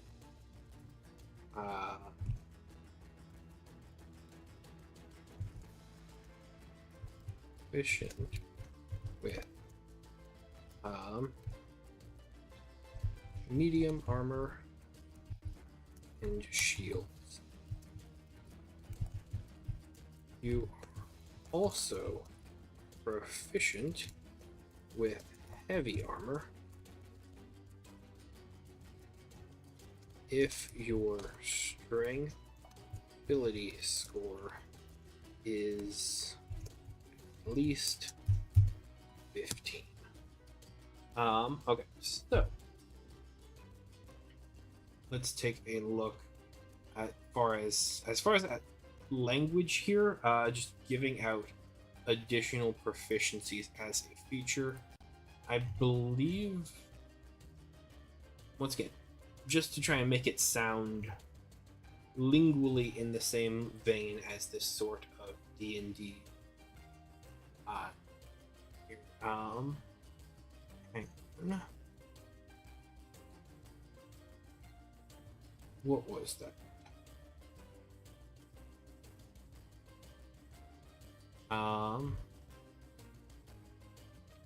Because I believe we have other classes and subclasses that will give weapon proficiencies to two core classes, kind of in this sort of backdoor manner.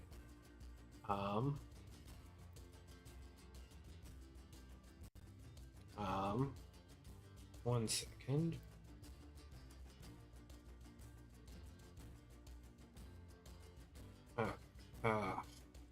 Sorry about that. Once again, my computer, I have my monitor over here is a little bit glitchy, and so every once in a while it just restarts and then throws whatever windows are on it all across my other desktops. It is rather annoying.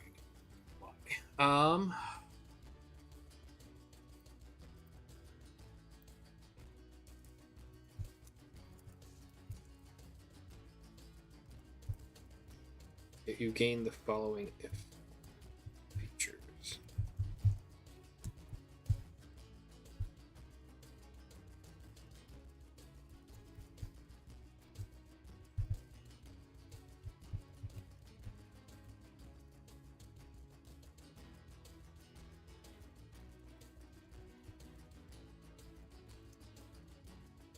Now you are proficient with martial weapons. Addition to your Duelist weapon efficiencies.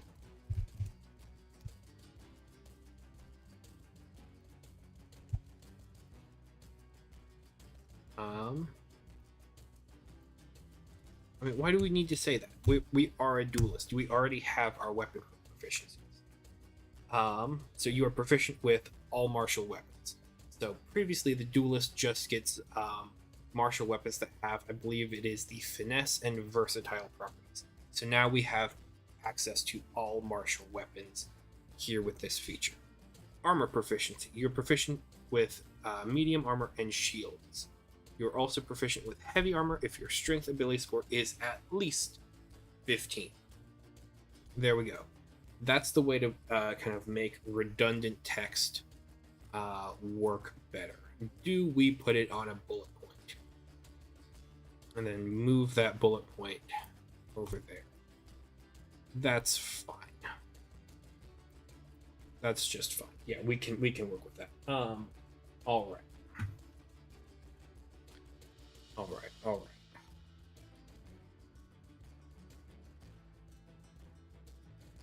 I need to take a quick break. I need to go run to the bathroom. I will be right back.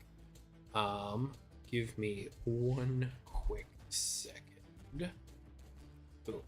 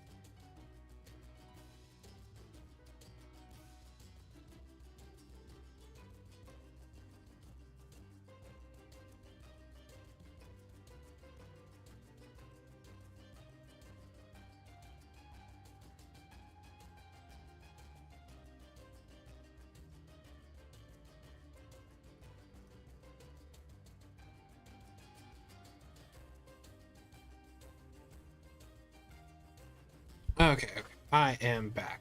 Sorry about that. Had to take a quick break. Also, I just realized that I've been on combat music the entire time here, so let me go ahead and switch that to kind of a classic, more explorer-friendly, less, less intensity bit there. But I guess if you want it back, I do have that as channel points now. So yeah. One quick second as I go ahead and switch the scene here. There we go. All right. So what we've got here going on is we have our martial proficiency here. We have our combat style.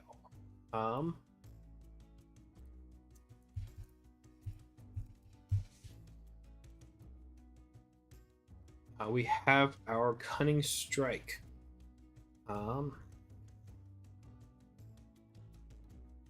So from here, what we get is we're going to be going into number 5. Well, number 5, 5th level, that is. All right, so 5th level features.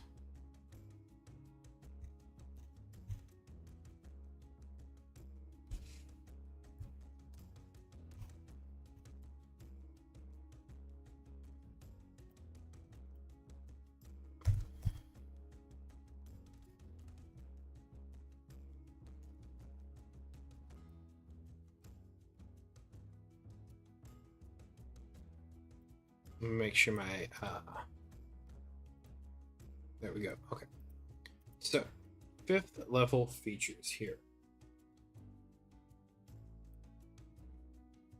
So what I have in my notes here off to the side is a feature called Harrier's Strike. Harrier's Strike is a follow-up melee weapon attack that works at opportunity attack scaling that you can take as a minor action on your turn after you hit a creature with a tier 3 or 4 melee weapon attack. Probably proccing on a flourish or triggered by a flourish. So what I can do here, first thing is I want to make sure I'm using the word Harrier correctly. Just work waiting.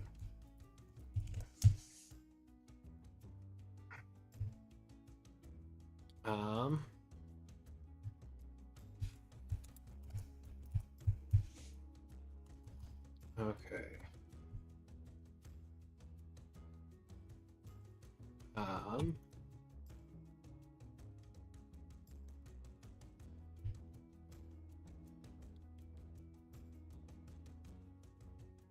What was it called? Harrier's Strike.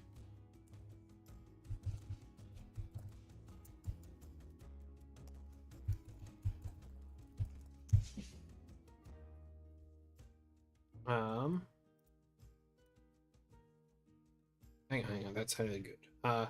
Basic strikes of different longsword systems. All right. Nuremberg Hausbach. Oberhawk cutting from above or Underhawk cutting from below.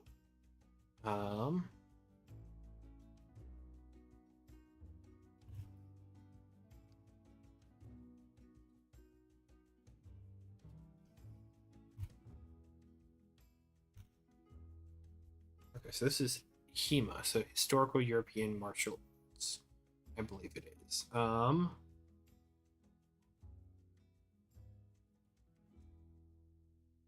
Okay, so these are different attacks.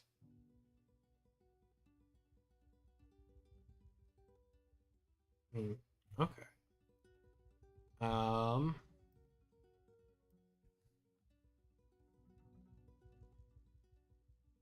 So I'm probably just using the word wrong. I'm going to just assume.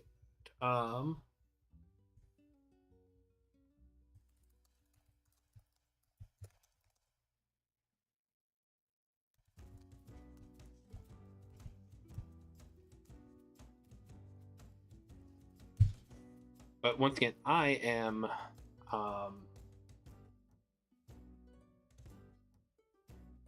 I'm kind of feeling rough on my ability to name things right now, so I want to try and see if I can learn these stances here.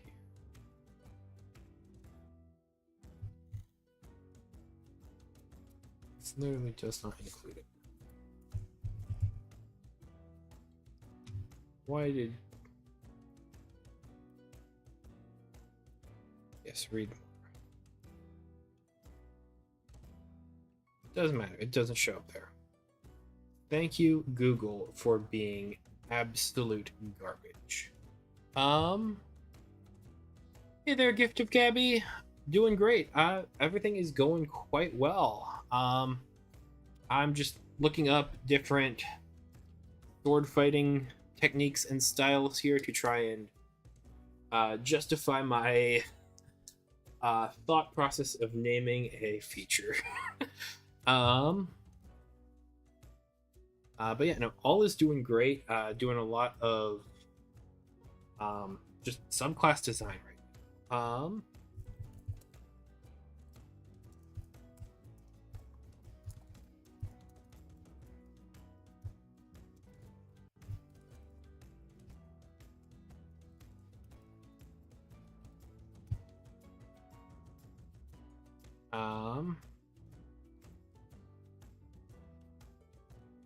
All right. Makes an opportunity tax. This is for the Nimble RPG, which is a simplified 5e here.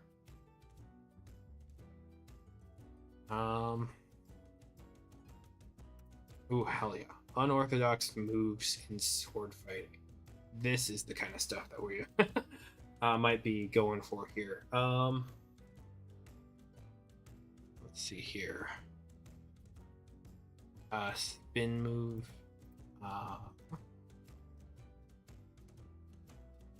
Okay, we gotta see this.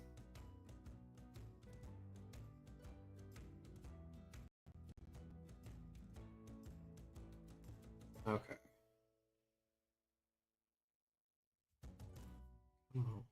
Load.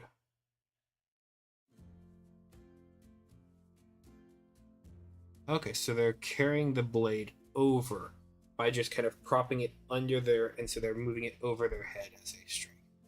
Okay, I see. Cross your blade about its middle, preventing them from rolling your body along, so that way it keeps your blade in between their blade and your body. Gotcha. Okay. I mean, that's really cool, but that is not the kind of strike that I would be looking for.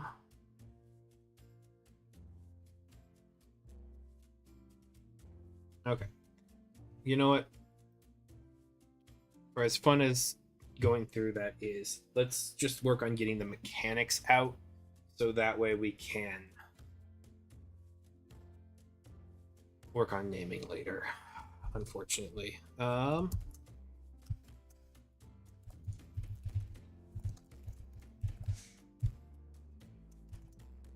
go ahead and put a comment here. I'm pretty sure I'm calling this the wrong thing or using the word Harrier incorrectly. Okay, so this is gonna be when you attack an opponent, you can stylishly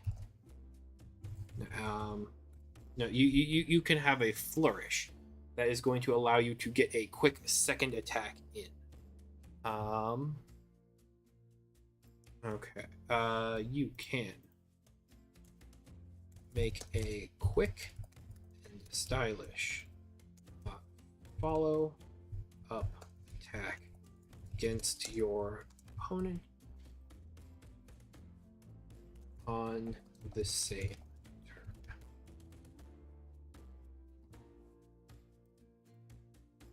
turn. You learn following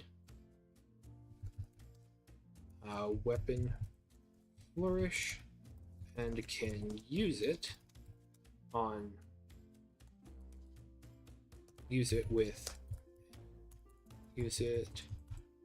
while you are wielding a trained weapon.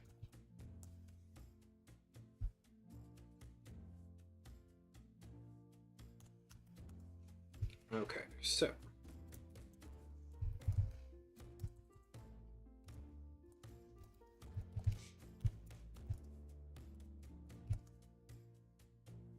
and we want this to be slightly indented here.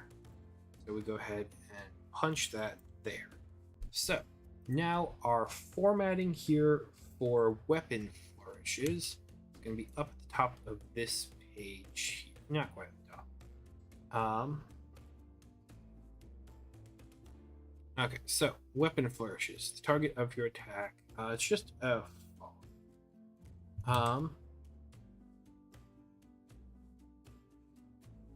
the reason we're mostly doing this as a weapon flourish is to remove the critical effect from this attack.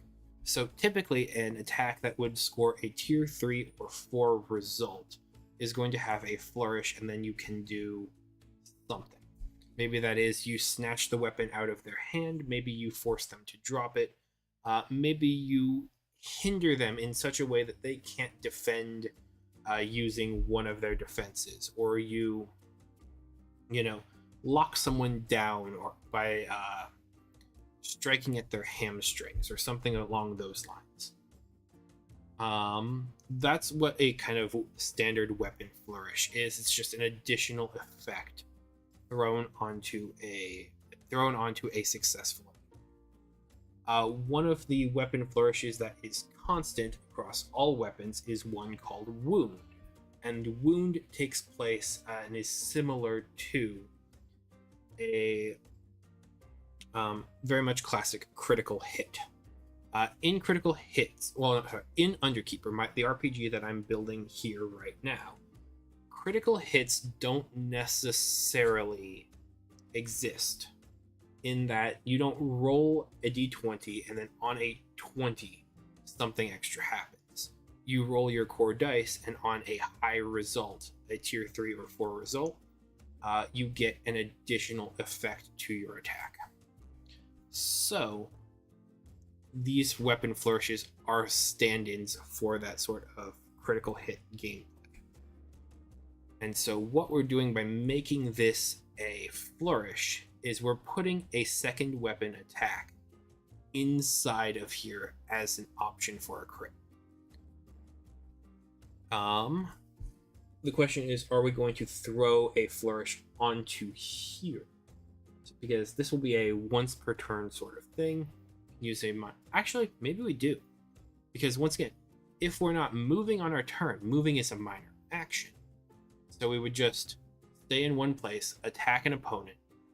We get a high roll, we flourish, we attack again. If we get another high roll, we could flourish and attack again, and then we've burned all of our actions. So maybe we don't limit this to once per turn.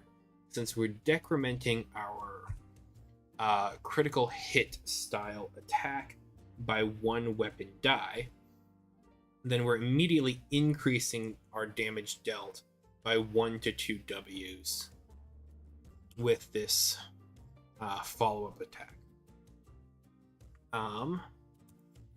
You make a follow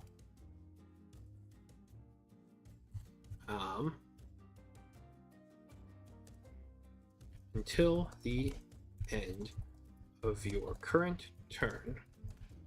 You can make an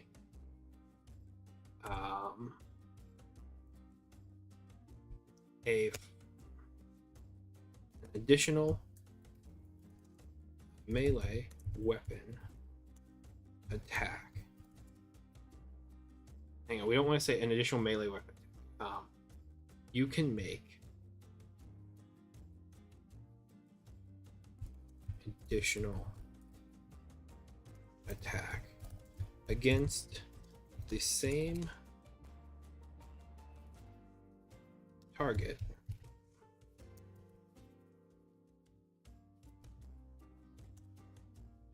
additional attack against creature within 5 feet.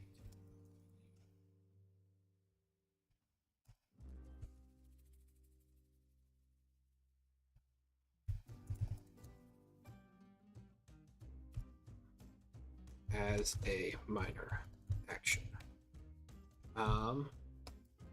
You learn the the Duelist special action.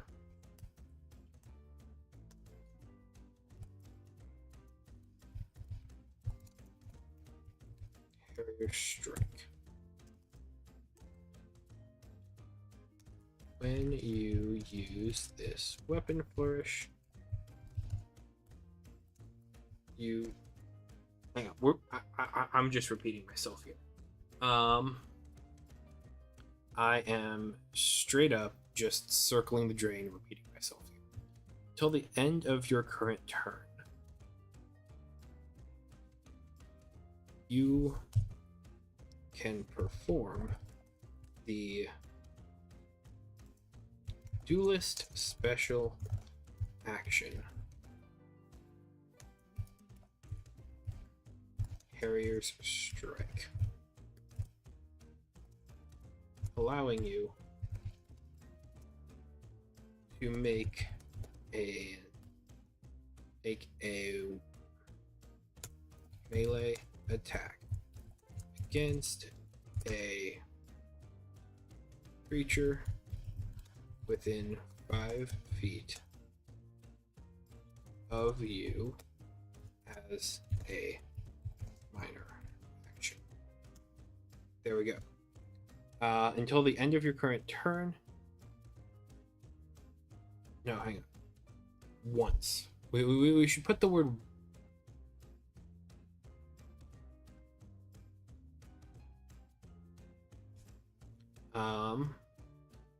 Once you use this, once you make this attack, you must roll an additional hang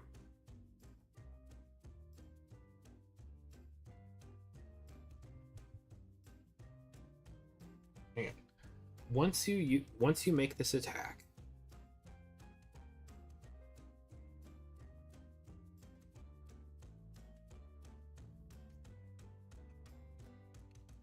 you can only use this ability once per weapon flourish.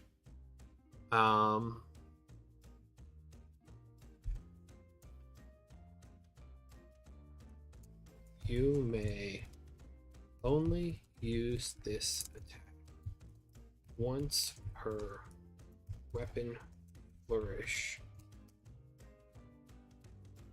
Roll.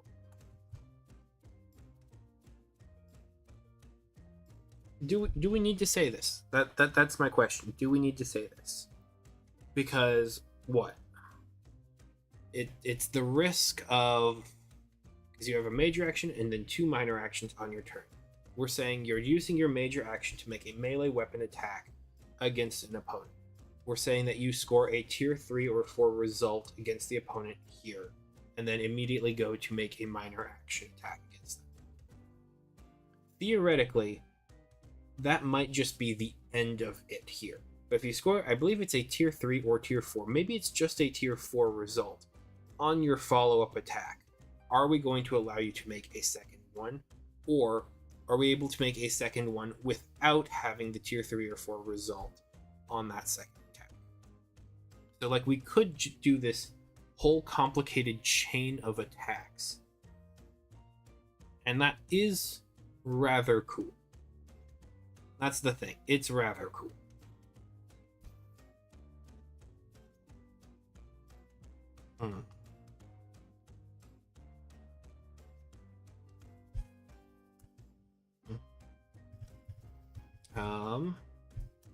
Once used, you cannot make an additional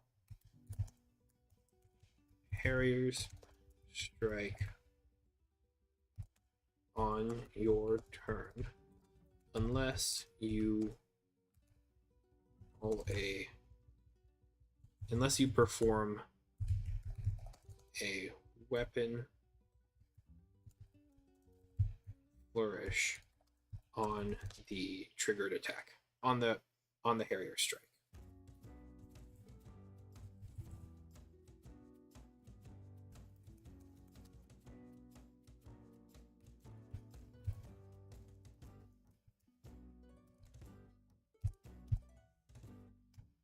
Okay, good enough. I think that's fine. So what we do now is we're going to be creating a melee weapon attack action. So let's go ahead and jump over into our core rule book actions. Let's go ahead and grab our basic attack. Melee basic attack. All right.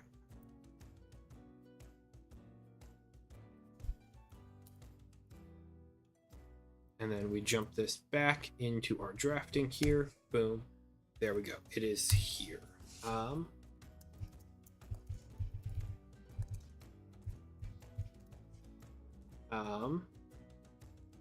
At will, it's not at will. This is a weapon flourish. This is a minor action. Target one creature. Range melee. Implement melee weapon. This is a Mark of Midnight Steel basic attack.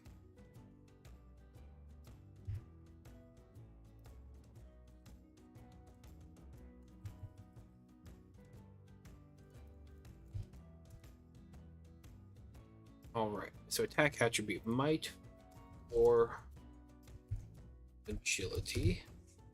Defense is fortitude. So then the thing with Harrier's Strike here is that it's going to work at scaling similar to an opportunity attack. And that's how we are able to balance this instead of having the 1, 2, 2, 3, or conversely 1, 2, 3, 4 weapon scaling for this attack. It's not a classic melee weapon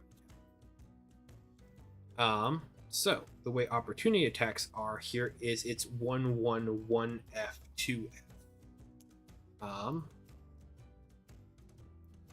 Actually, let's.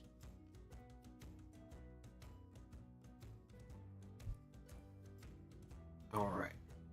1, 1, 1 F, 2 F. There we go.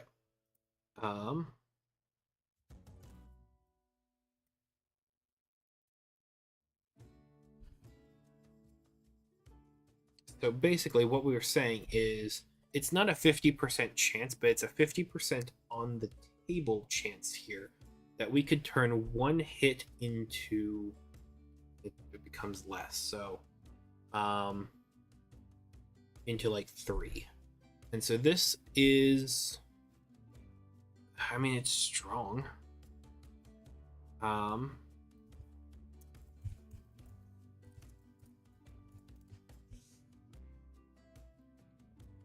The thing is, this cannot count as just a standard melee basic attack because we have things like improved melee basic attacks that just level them up. So this has to be its own separate type of attack.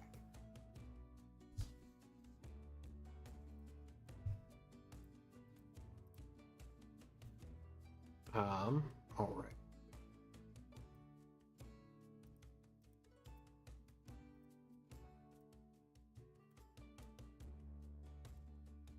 A quick melee weapon attack.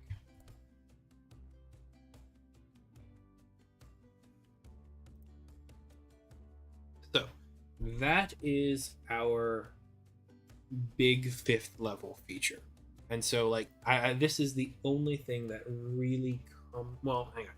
We do have one other thing that comes online at 5th level per my notes. However, that is much more of a narrative style feature. Narrative style.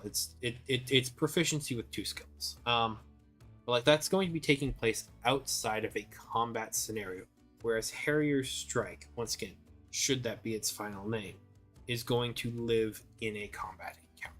It's going to make you rather substantially good at combat encounter.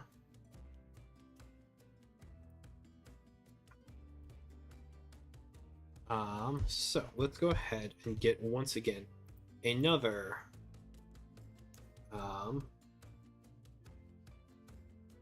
5th level feature here going.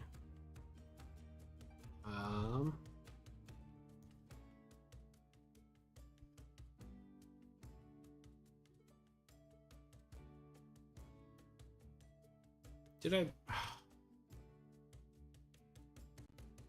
Yeah, undo this. Reopen. There we go. Fine, I'll use this one here, and I'll do that instead.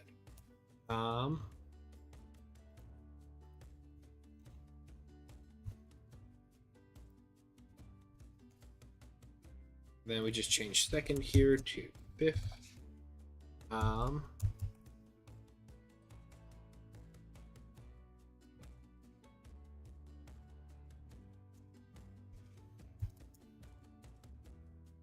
Martial Mind.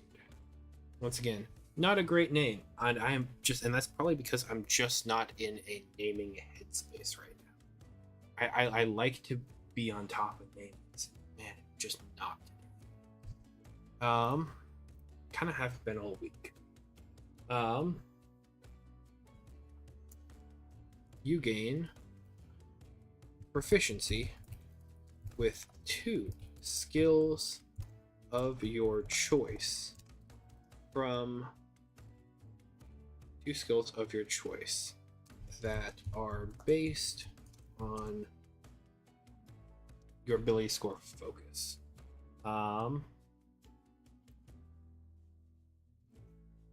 So the Duelist here, I believe it's just straight up focus with your charisma and either strength or dex. Okay.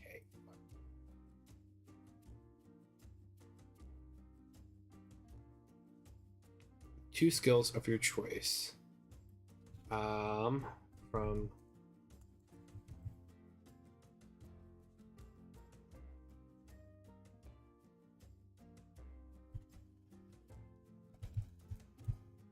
these skills must be associated with your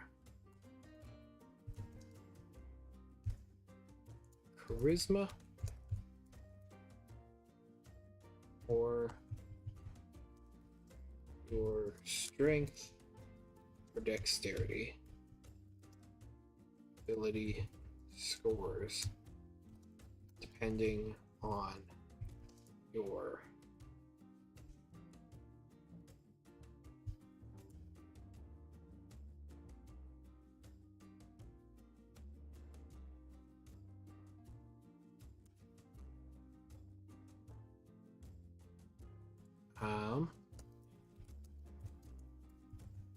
choose a skill from any.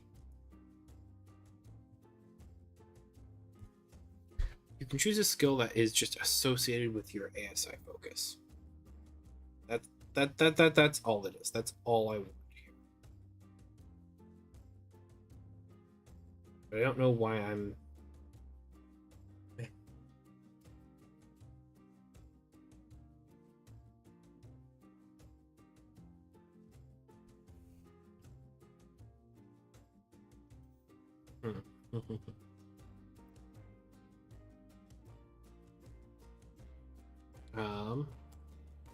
These skills can be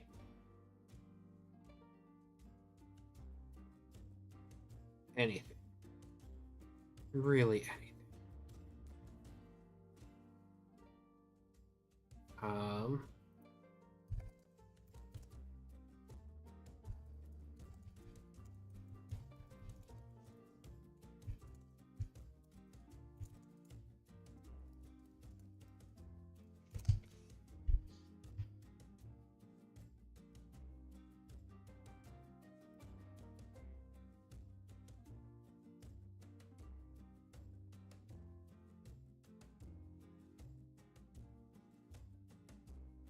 okay.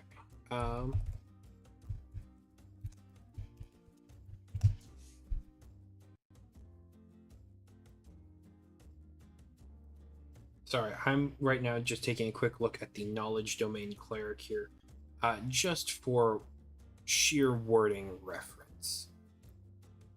Just because like they should be able to do the one thing that I want this to do, and if I can use that as a way to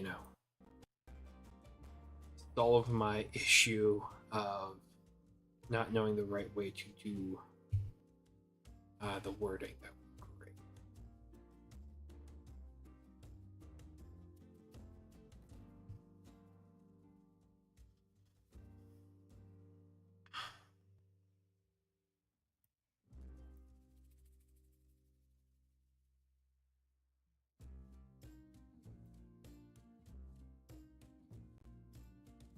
These skills can be any skill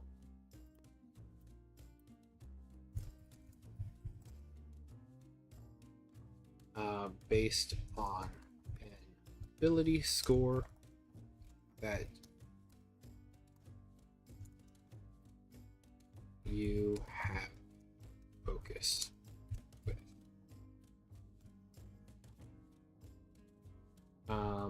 That's not the right way to phrase it. Okay.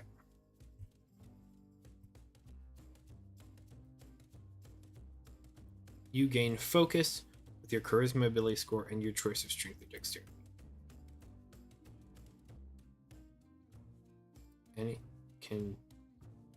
Any skill based on an ability score that you have focus with. Perfect. As far as I'm concerned, that's done. There we go.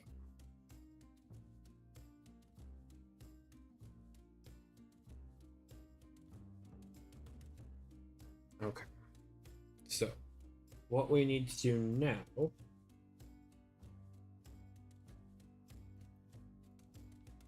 is our 8th level features. Okay.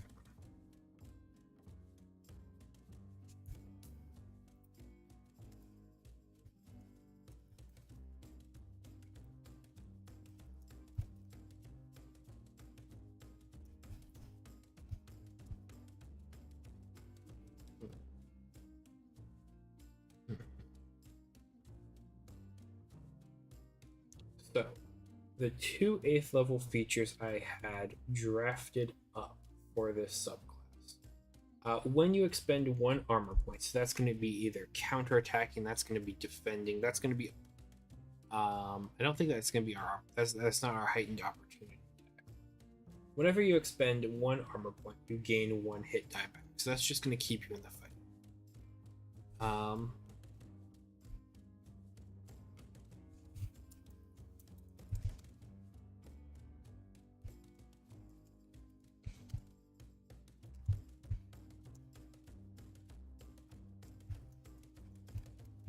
Whenever you expend 1 armor point,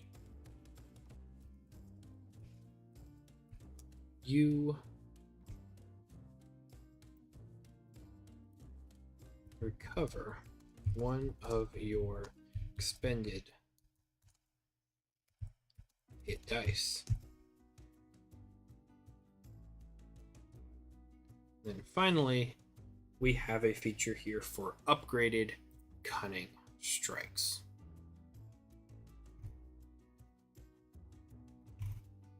Let's go ahead and look at the thesaurus here for cunning.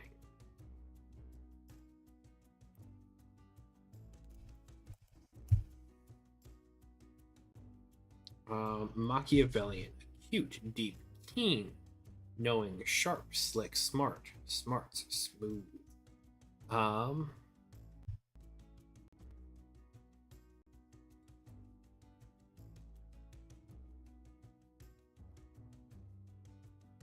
Hmm.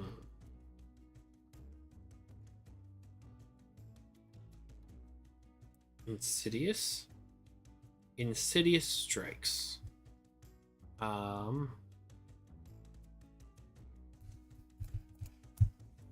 What's another word for strike? I mean, there's a lot of them.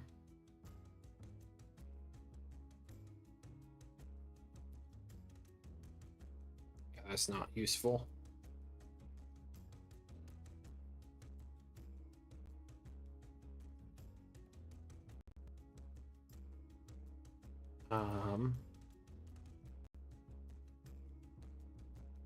What? Cunning what? Cunning blade play, cunning weapons, cunning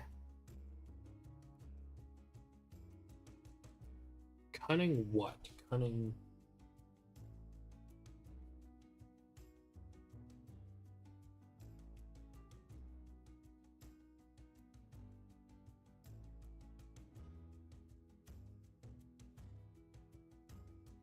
Cunning swordful artistry.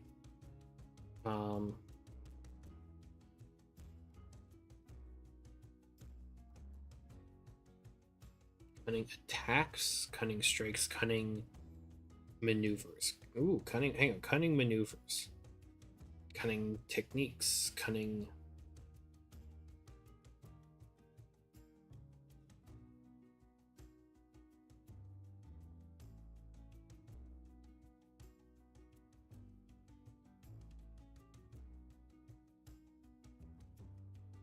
I don't know.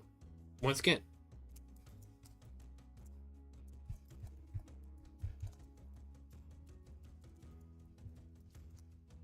my thought process when it comes to naming is just so woefully bad right now. I am not able to think of goddamn anything. However, this is the Duelist.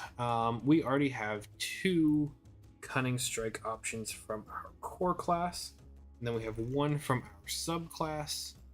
So it becomes nice and easy because we're not having our martial technique just be additional cunning strikes. I think I might actually have lost my mind if I'd done it that way. So I suppose that is a good thing.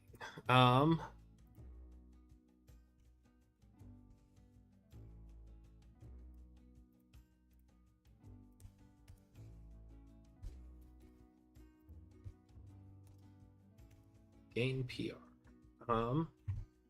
Then so our 1 up here is vitalize.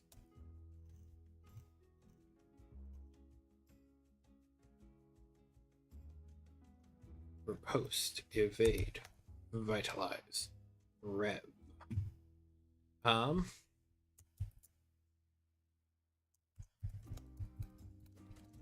sense of martial prowess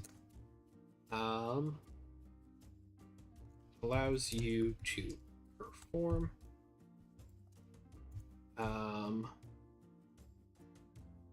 simple actions, maneuvers, and exploits without second thought.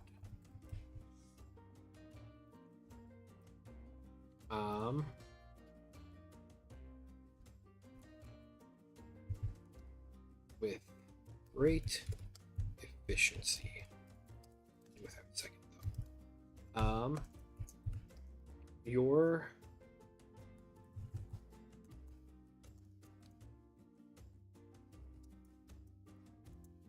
cunning strikes options are what? Improved.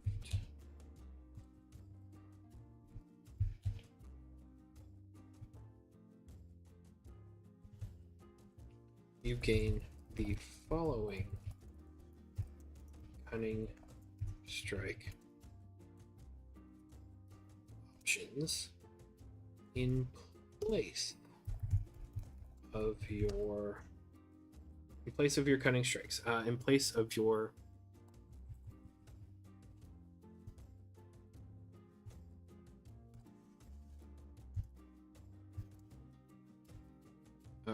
Um,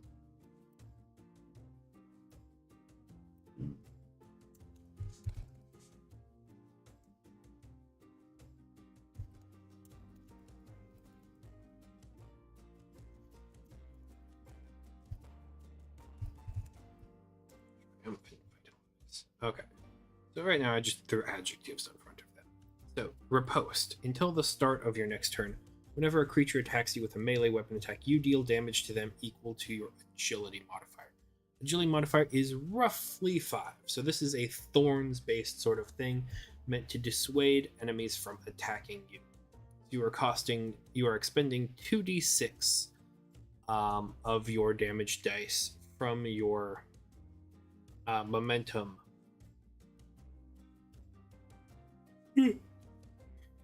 bonus damage here to inflict realistically and hopefully more than 5 points of damage per round. So what I think the easiest fix here is one, or not fix, because it's not broken. The easiest improvement here would just be to reduce this from a 2d6 to a 1d6. The other option is to increase the damage here. So right now this is a flat agility bonus here, and so that's going to roughly equate to dealing 10 damage. So what we could do here, since we're 8th level, we could just have this scale with our Duelist level. So that means we're scaling what was once a 5 into an 8 to 10, equal to your Duelist level. Yeah.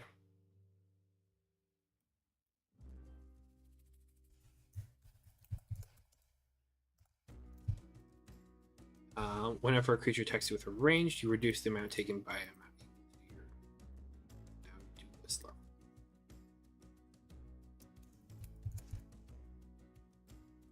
Okay, so that is already a slight improvement across the board there.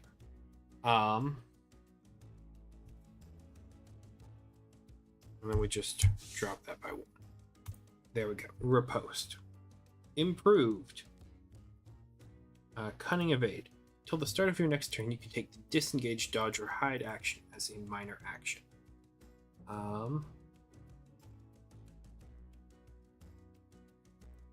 Number of feet.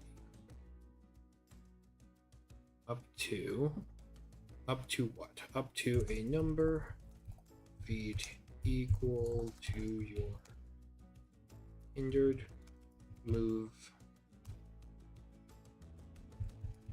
speed. Okay, so that's a slight bonus.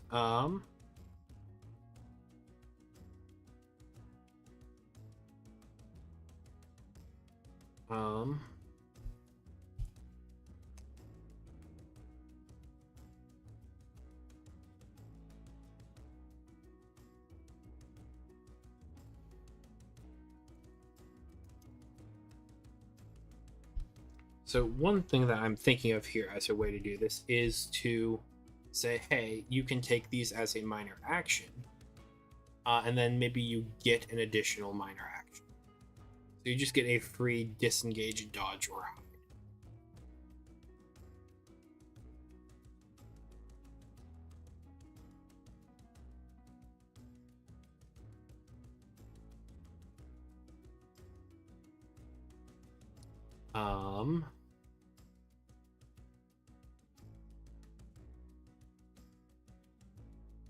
Sorry, I'm just trying to think about the way to do this. Disengage, Dodge, or Hide as a minor action. When you do this, what happens? So Disengage just makes it so that your opponent can take opportunity attacks against you from leaving their melee range. Dodge grants, I believe, a level of disadvantage to attacks, and Hide is advantage. Or no, sorry, Hide is just you make a stealth check to disappear.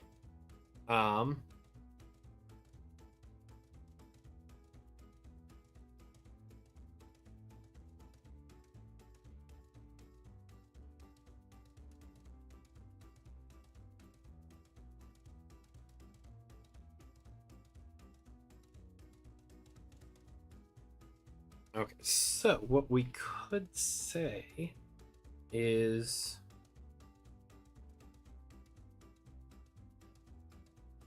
what, like maybe after you take this action, if you don't take damage until the start of your next turn. I mean, that's a risky play. That's a risky proposition, and that's not always fair or the right thing to do there. Hmm.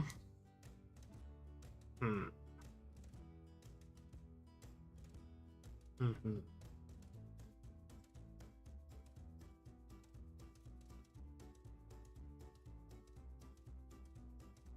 Because we can't just.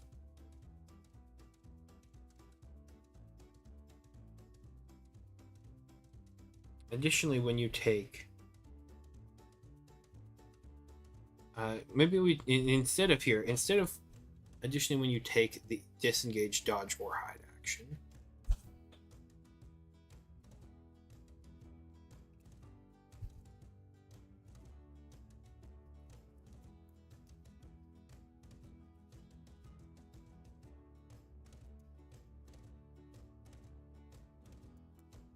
So now we can get a bit of extra movement for any of them.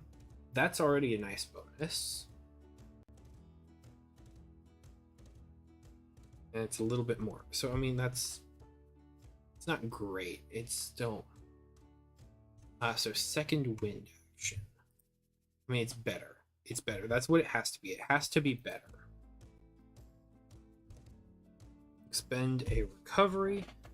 So recoveries don't exist anymore. You can immediately expend a number of your unspent hit dice. Healing hit points equal to the amount rolled. You can take the second wind action as someone. For every hit die you expend as a part of the second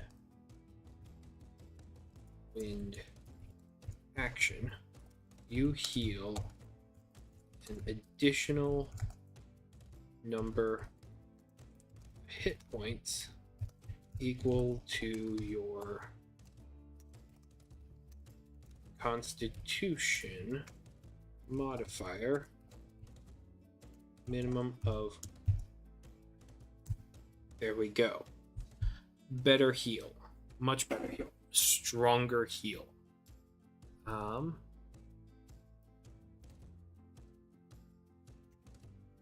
and then the rest of this we can just toss, because that is from a previous subclass.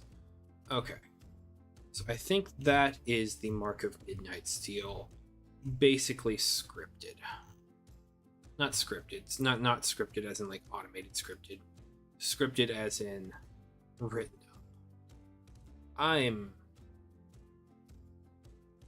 I need to take a bit, so I think I'm gonna call the stream right here, just so I can maybe take 5, 10, 15 minutes of rest, and then I might be back later today. If not, it'll probably be. I know I was talking about probably not being able to be back until Friday of next week. I might be able to try and do like an evening stream sometime in that time, but I think I'm gonna call it here for today. Thank you guys so much for tuning in. It's been great talking with you and hearing all your ideas, your campaign pitches, for helping me out with the RPG here. I hope you all are having a fantastic day and continue to do so. But I will be seeing you next time. So take care.